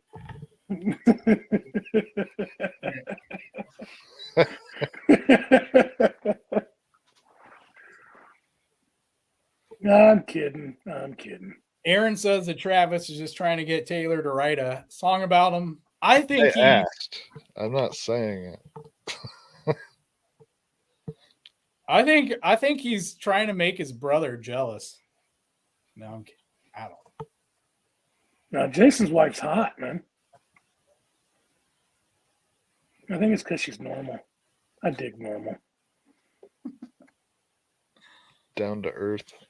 Right. She seems like it. I haven't checked out their documentary yet. It actually is pretty good, believe it or not. I want to watch it, but Jason himself, like, you know, I love Travis. I love Jason just as much, you know, even though I hate that he plays for the Eagles. But he's just like his personality. I don't know. I guess I see a lot of myself in him. But like his personality is like, you know, he's got a great wife because of how he is. You know, like you would have to have a great personality to be with someone who has Jason's personality, and not because he has a negative one, but because of, you know, like how good it is, if I'm making sense. What little I've seen of their kids, they freaking crack me up. They're adorable.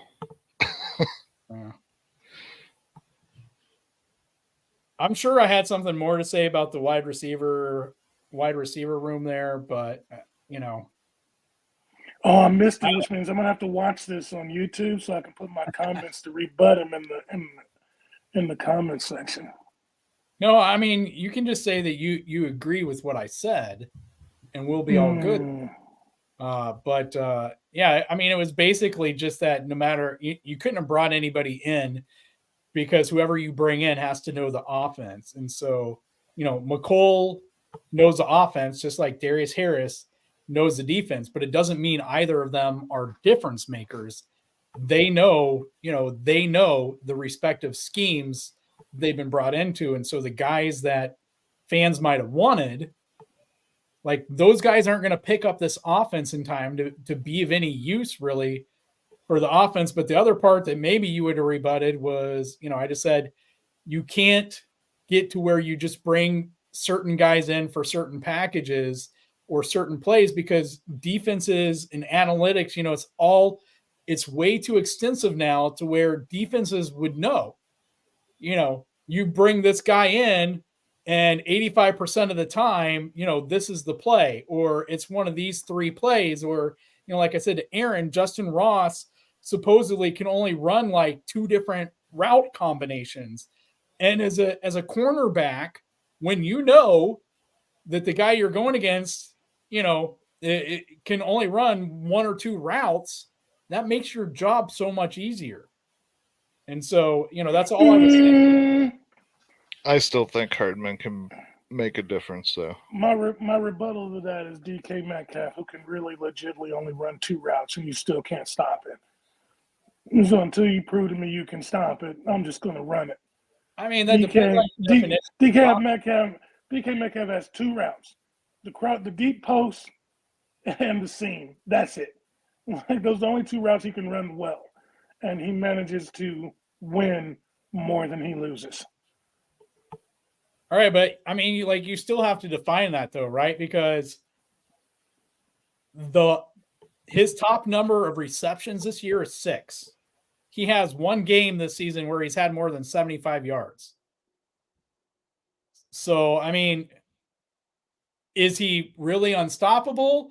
And the Seahawks don't know what they're doing by not throwing to him more a game? Or,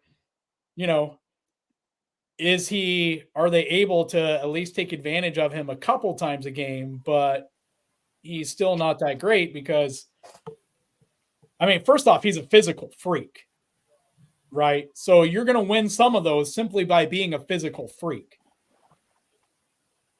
right?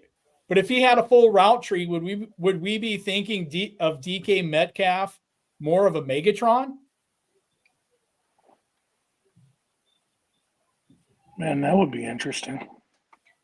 I think we would. I think if he could run a full route tree or even close to a full route tree, I think that's what you would be. That would be kind of the expectation of him. I could be way off, but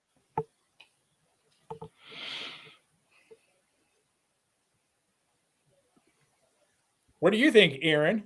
I don't know. Kind of the one in the middle here. I really don't know. Man, I like that hat though, Dubé. Yeah. Yeah, it would be nice to have one. Did you give her your size? I was going to say I need the measurements.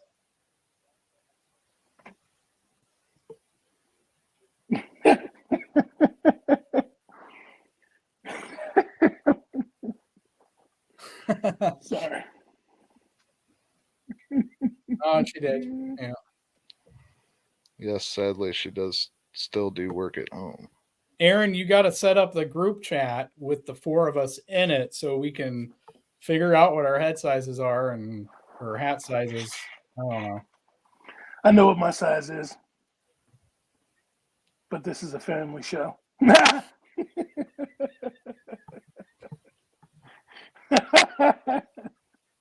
That's so gonna have to be cut out. That's gonna have Is to...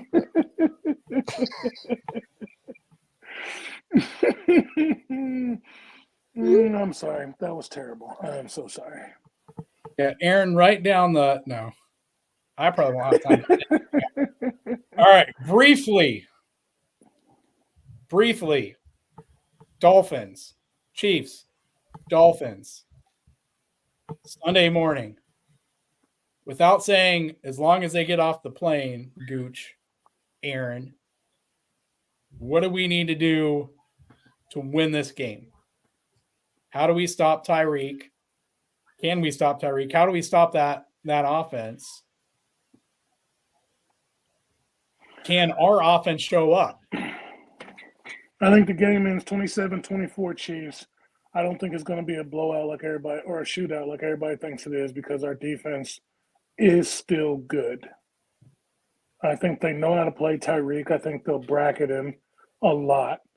And it's been proven that you can slow that offense down. So in reality, all we have to do, the key to winning that game is just to execute.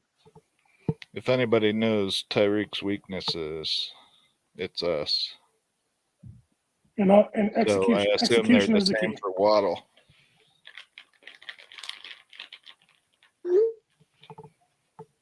Well, there was I'm trying to think, who was it? Oh, and be physical. A lot of Tyreek's yards, and I realize he's got 1,000 yards in 8 games and this, that, and the other. One of the things that somebody had pointed out, and I went back because I bought that stupid NFL like thing so I could watch all the games over and over again after they played. They don't press Tyreek. They let him get off the line. And a lot of his big games are where they just let him run free, thinking that they're going to be able to run stride for stride with that man, and you're not. Mike McDaniel's offense is a timing offense like Andy Reid's. You're going to have to break him. Like, even a split second will help the defense. Well, and I think that's hard though because that offense uses so much motion, right? And we used to use so much motion, but that offense uses so much motion pre-snap to prevent the defense from being able to press Tyreek. And I think, but here's the thing though, like a lot of people have the misconception that you have to be lined in front of them to press them. But if you're running man, you can touch him within 5 yards. So even if he's running sideways and then comes towards the line, all you got to do is push him in the shoulder. That's enough to throw him off. There's a press. Like, you can't get in trouble for that. You know what I'm saying? Just put your hands on him. Make him move, 6 inches to the right or left and then have to adjust his route. You know what I mean? I mean, it's just, it's harder when they're in motion, but it can be done. Even if you're playing in zone and you get your one guy to be like, okay, Tyreek runs over here, your responsibility is to, shoulder bump him or something. Just a little nudge.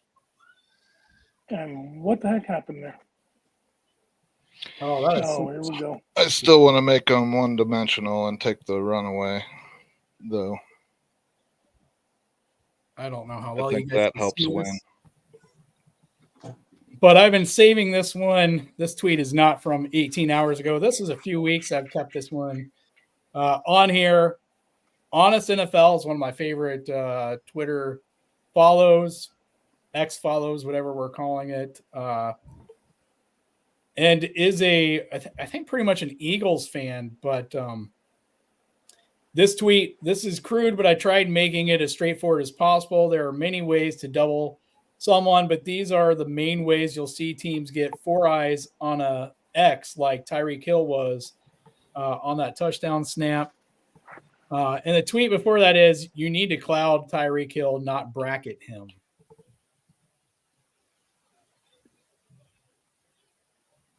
All right, let's get us back how we were. But Get us back. I like it.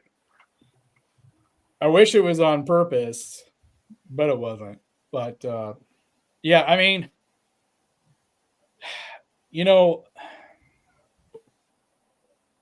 I never wish injury on anyone, but I'm kind of glad that, how do you say it? A-Chain.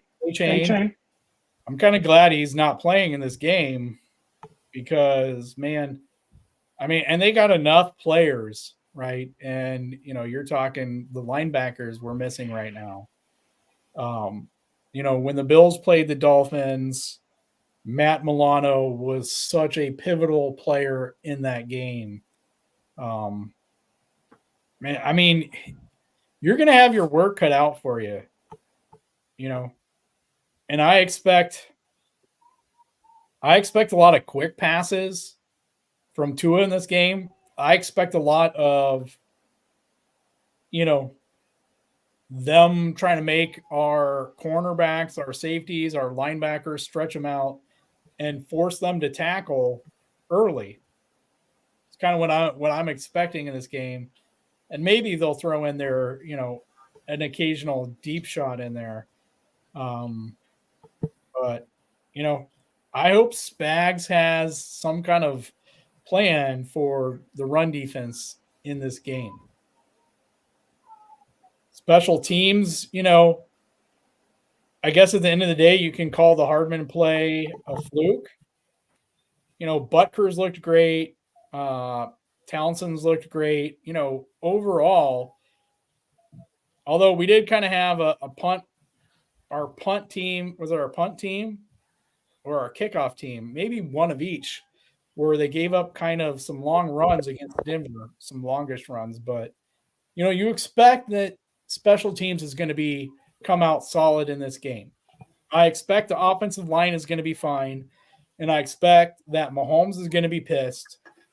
And I expect that Gooch is right, that if we give the ball to Pacheco, a dozen times or more, he's going to do pretty good.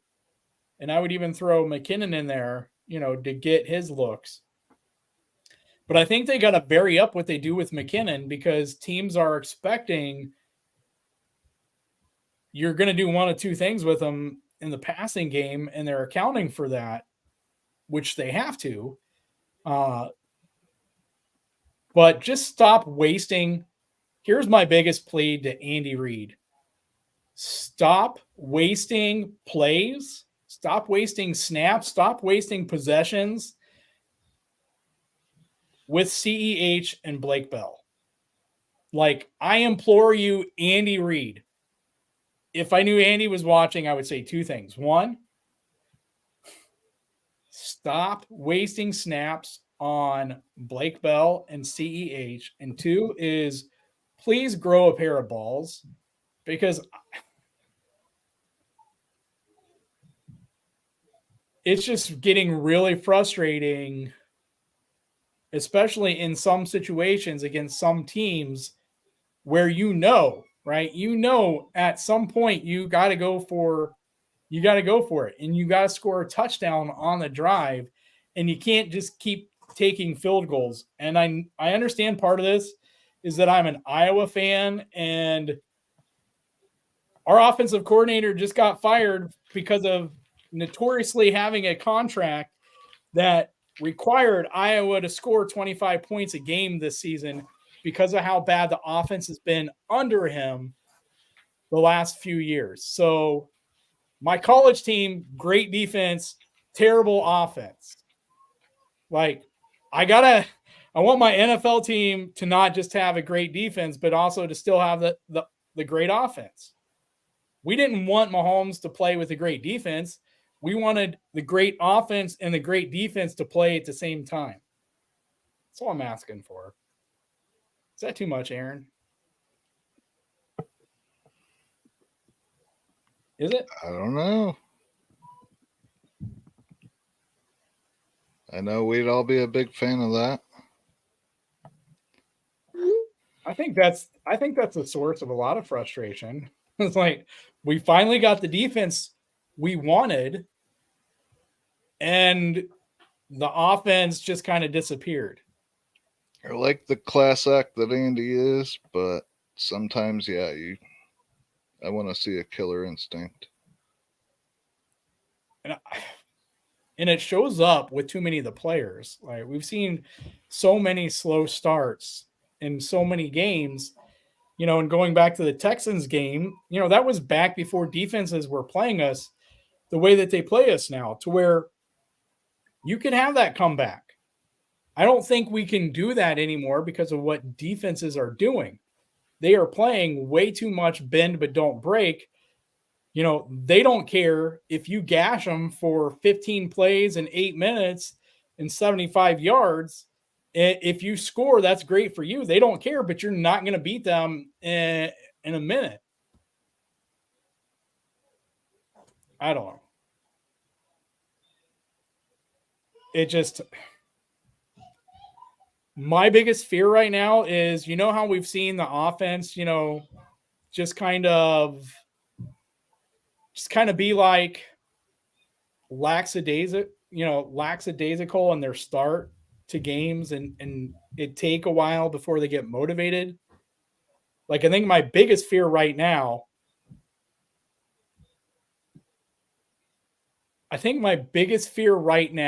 is that our offense gets even more passive. Like, they start thinking, we don't have to be on the top of our game because we have a great defense. And they start relying on the defense to the point that they come out even slower and slower and slower.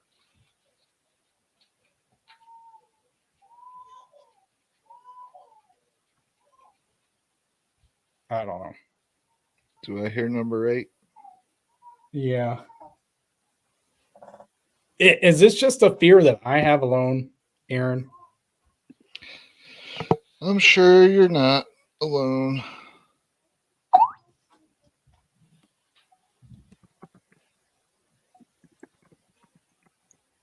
No, I don't know. Because I know that you're supposed to be the one who is like the optimistic one, or in the middle, whatever we want to call it. Well, you're definitely in the middle of BAK, but and Gooch isn't here to tell me if I'm crazy. So I don't think you're crazy.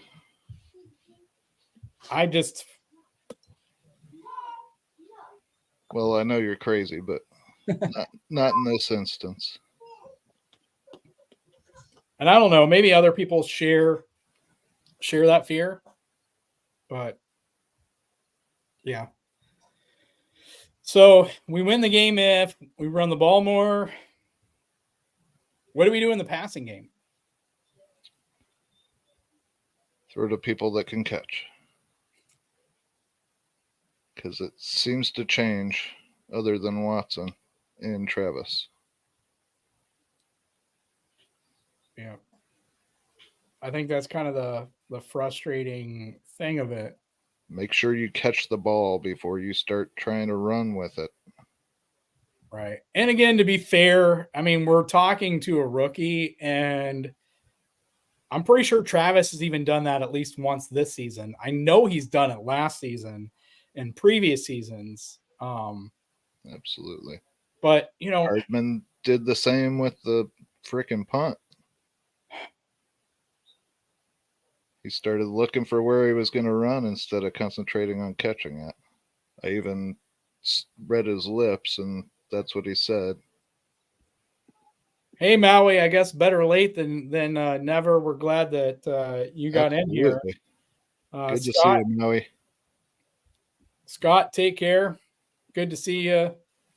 Scott Farage, you too.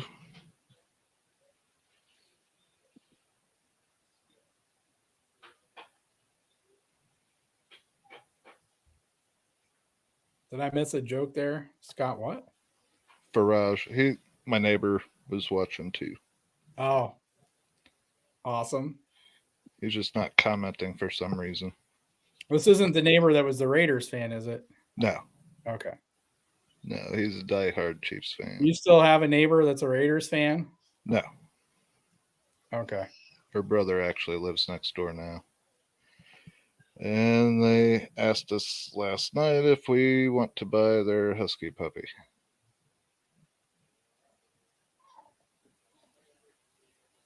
After having to put both of ours down in July. Kind of a hard decision.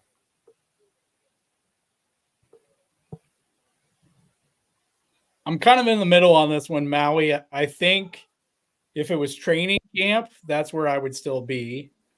Oh, snap, you boys are still here. What up? Yeah, we're still here.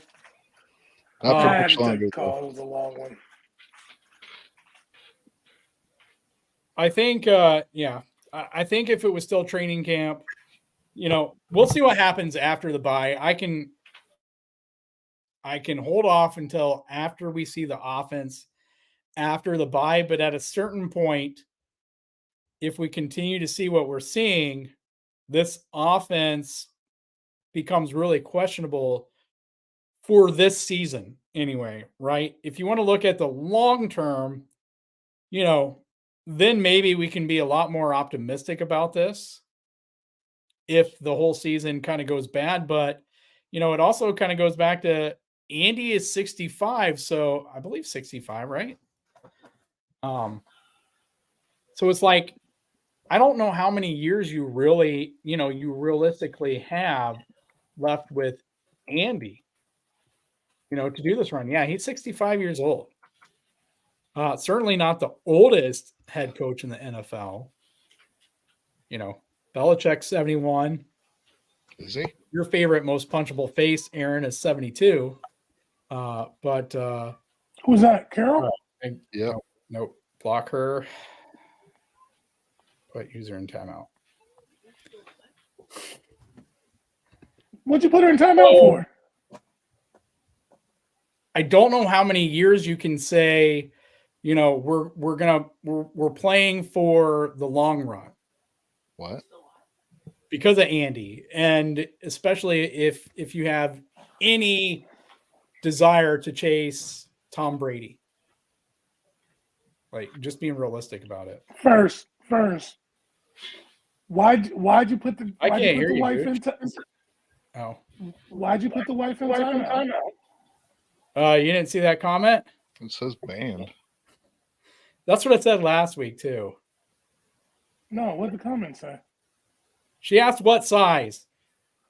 Because she didn't know what I was talking about. And I'm with Maui. Maui, I said this about an hour ago. I said exactly that about an hour ago. That it looked like Chicago's offense when you know who was in charge. I said that. Me and Maui. Same wavelength. I mean, the power of the petty. You know what I'm saying? It is strong in this one. Liz, turn the light out on me. It's called saving money, electricity. She's one of the people I was talking about. Eyes, maybe. She's one of the people I was talking about in the bar about making sure I see her in the daylight. They're all too busy looking at that gray hair and Gooch's mustache. Watch your mouth. Watch your mouth. Yeah, Gooch is here talking about women wearing makeup, and he's brushing in that just for men into his beard. I will never. I will just let it get grayed out and shave it off before I ever put color in it. I mean, if you want to say that Andy said, I'm going to concentrate on the Dolphins game here, Matt, you take this Broncos game. I mean, I guess, you could probably somewhat convince me of that, but are we talking about play calling though? Because I don't think that Andy's ever really given up play calling duties, has he? I mean, people have said he did, but I have no idea. I mean, even the people who think that Andy's let his offensive coordinators call plays still would say that Andy still hears the plays and is there to veto any play. So he definitely has final say. Even if that happened, it would still in a way be Andy calling the offense. I don't know.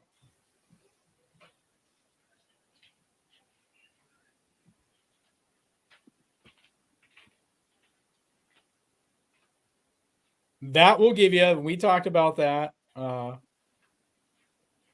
probably unrealistic to expect him to have a Michael Jordan flu game, but I think it's at the end of the day, We just want to see more from the wide receivers. Do I hear? Go to bed. Is that Is that my demon speaking? All I hear is Make sure your packages aren't ticking. evil hisses in the background. My wife's the one who gets the mail, so just remember that, Liz. Oh, she does?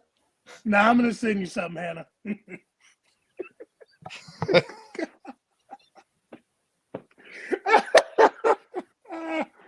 Oh, I'm having fun, Keys. I'm just playing.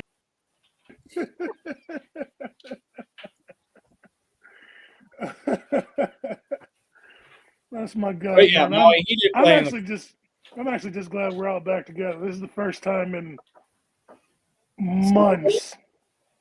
right after Yeah. the school. I don't remember.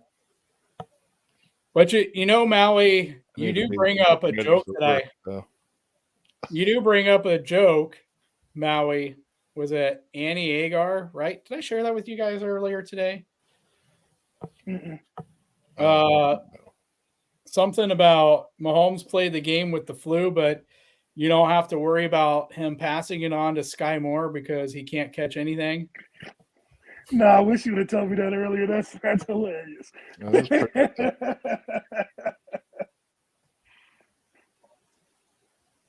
Well, Gooch, I want to see the kid succeed, but right. I'm not going to root for anyone to fail. I mean, even if we'd brought back Neiman, I wouldn't have rooted for him to fail just so that, you know, I could be angry at Spags or right. Lee. It would just be, you want every player to play their best. And when some players have a very low ceiling for what their best is, and they get played or brought back, it's kind of frustrating. But Maui is apparently a big Sky fan. Sorry, Maui. Yeah, we don't hate Sky. We are fans of comedy, though. And I think it's fair to say that all three of us had higher expectations of Sky than what we've seen so far. Is that fair, guys? Yeah.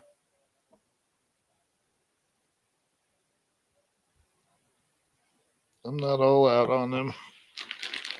We definitely want to succeed no matter what. It's nothing against Sky. But yeah, he needs to start concentrating on the ball. So let me ask this one really quick here before we go. If in the Dolphins game on Sunday, we see anything close or similar to Sunday's game against the Broncos on either or both offense and defense, Gooch, you're muted. Should we be concerned? And if so or not, why? Gooch, you're muted. Yeah, it shows you're muted. I can't unmute you, though. There you go. Now you're unmuted. That's weird because it was showing I was unmuted that whole time. I was saying I was calling Clark Hunt. I still wouldn't be alarmed yet. I'd be alarmed after the bye. I think the bye, like I'm really not going to be alarmed with the defense because Spags tends to always get better after the bye. And if his defense is doing this now and he takes the week and they start to get better towards the end of the year, it's just the offense is what I'm worried about. I really think they need to figure out their rotation and stick to it and not just bring everybody in and out. But I wouldn't be alarmed till after the bye. If we're playing close and we lose and we're almost there, I wouldn't be alarmed. But if we have another 24-9 stinker, then I'm going to be like, okay, wait a minute. Because you can't expect, no matter how good the defense is, take the Eagles last year, who had second most sacks in NFL history and had given up less than 25 a game, and we hung 35 on them in the Super Bowl. Like, eventually your defense is going to have one of those games. We weren't going to hold opponents to 21 and under the whole season. So, I mean, if your offense starts continuing to look bad after that and the defense is still playing well, then I think you sound the alarm. Aaron? I pretty much agree. I am a bit concerned about the offense. I'm not really concerned about the defense, which is a change from last year for sure. But yeah, I could see this that Maui's talking about. I could see it being a shootout. If it's not a shootout and we're not keeping up, I'm concerned. Yeah, I'm fine. I'm fine with being patient until after the bye.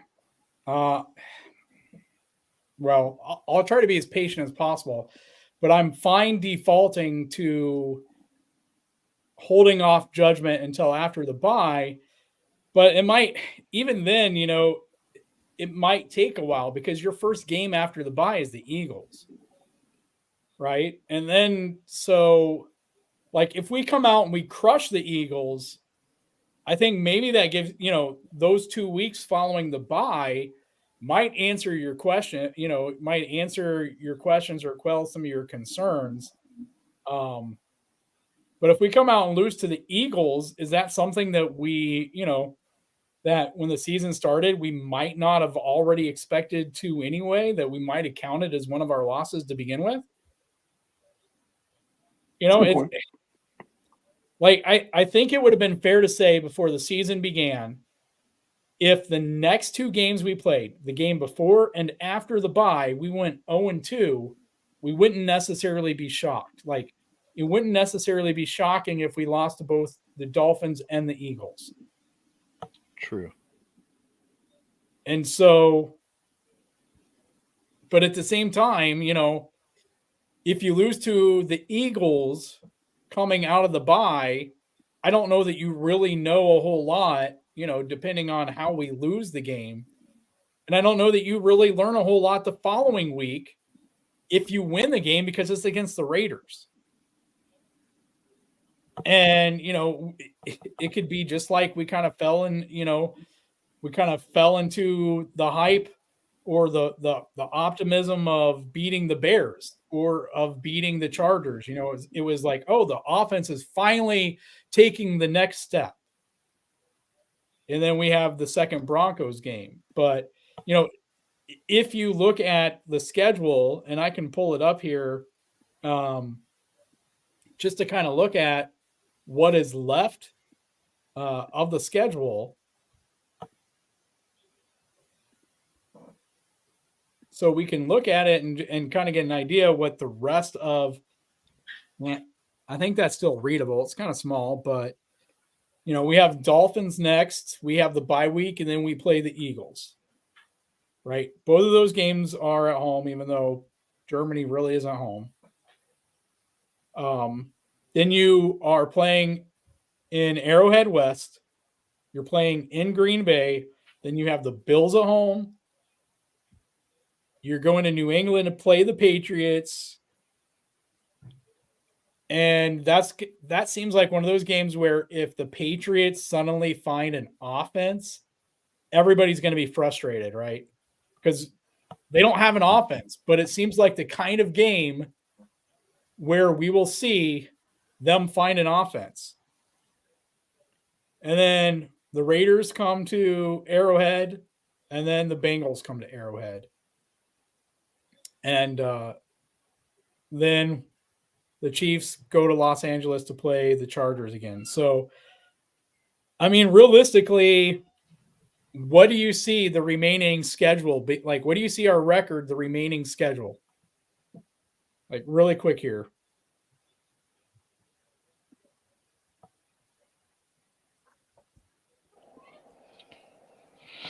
Let's see, 3 losses at most,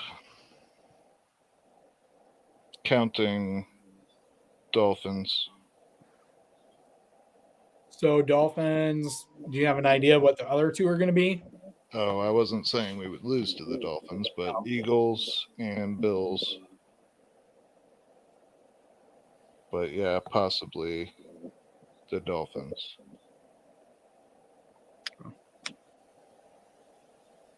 What do you think, Gooch?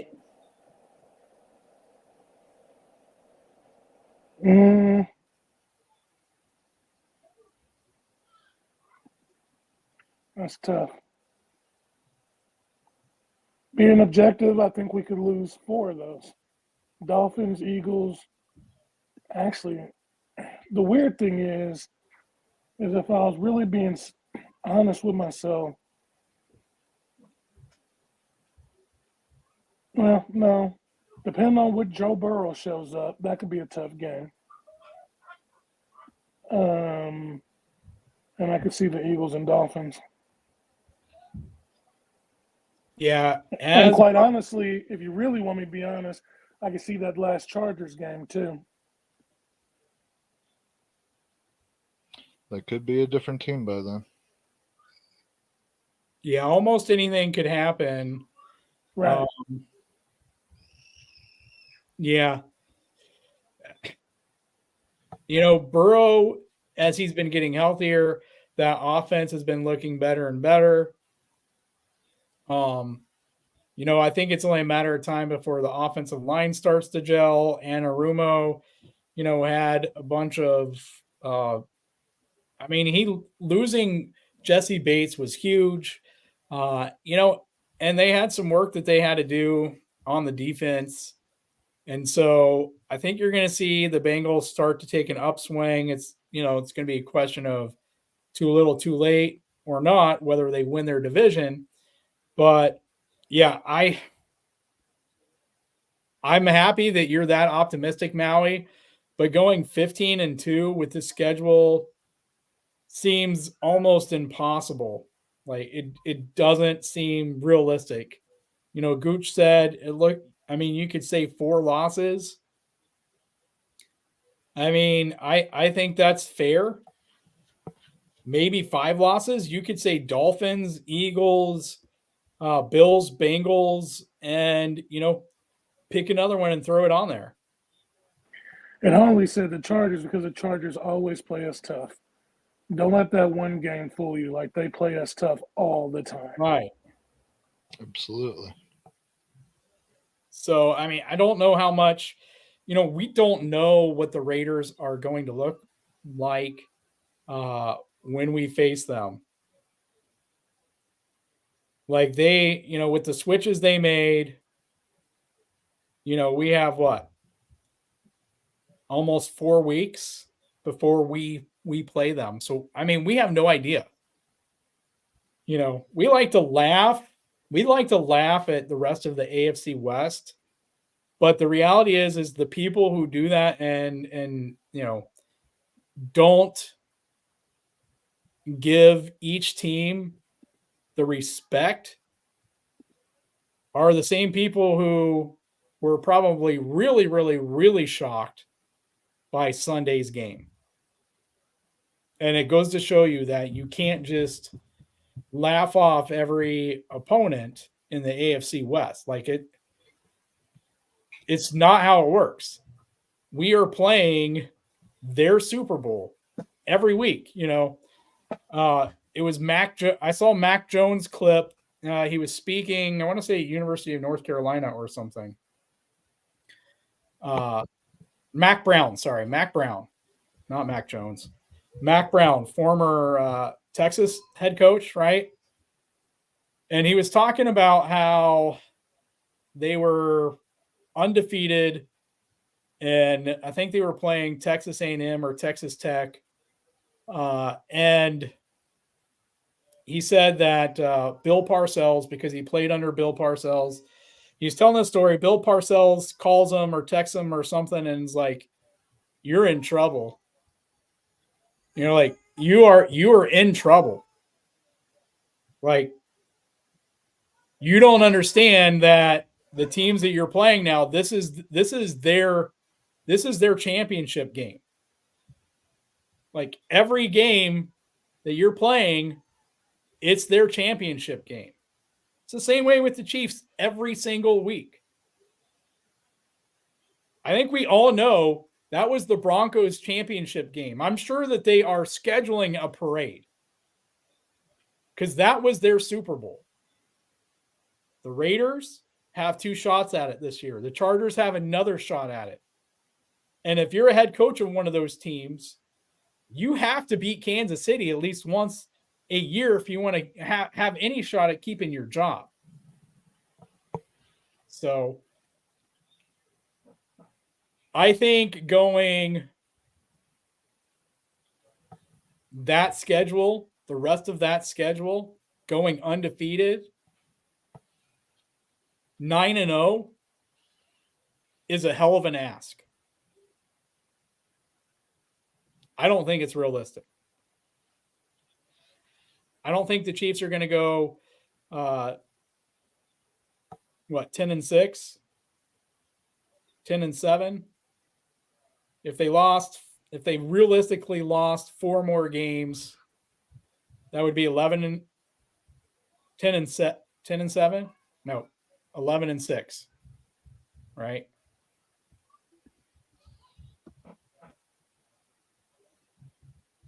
I think that's reasonable to end up 11-6. It would be kind of at the bottom of my range of expectations.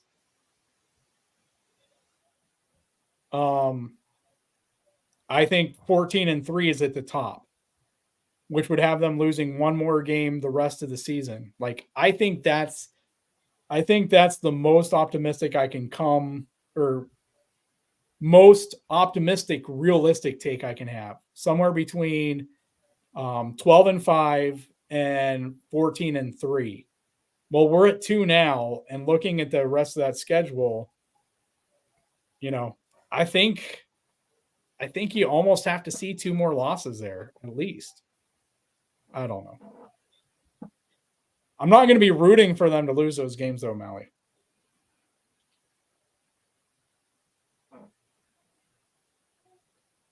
Aaron, Gooch, did you guys have anything else that you wanted to say? No, I gotta run. I gotta get ready for work on this ankle. Yeah, don't be running on it. Don't think I have the option to. All right, Gooch, is there anything that you wanted to add here, or do you want to go ahead and pay the bills and sign us off? No, man, we appreciate all y'all for watching us, coming in, hanging with us. It's good to have the 3 amigos back from 1. It was good. Hopefully we can do this again. Congrats to the Texas Rangers on their first ever World Series title that happened tonight. They won 5-0. I don't know if anybody follows baseball, but that just happened. I tell y'all to tell somebody that you love them because life is so fleeting. Matthew Perry died at age 50. Somebody else that was on General Hospital died at 53. Bobby Knight passed away today at 83. Mary Lou Retton almost passed just from having pneumonia. Like, it can happen really, really fast. So just make sure you reach out to somebody and tell them that you love them. Even if that's the only thing you say to them, brighten somebody's day, give them their flowers. Come back and check us out again. You know what I'm saying now, man. Hit our theme music. We'll be back. You got your team, and we got a kingdom. Ready for war, we score at will. We're the Super Bowl champs, the king of the hill.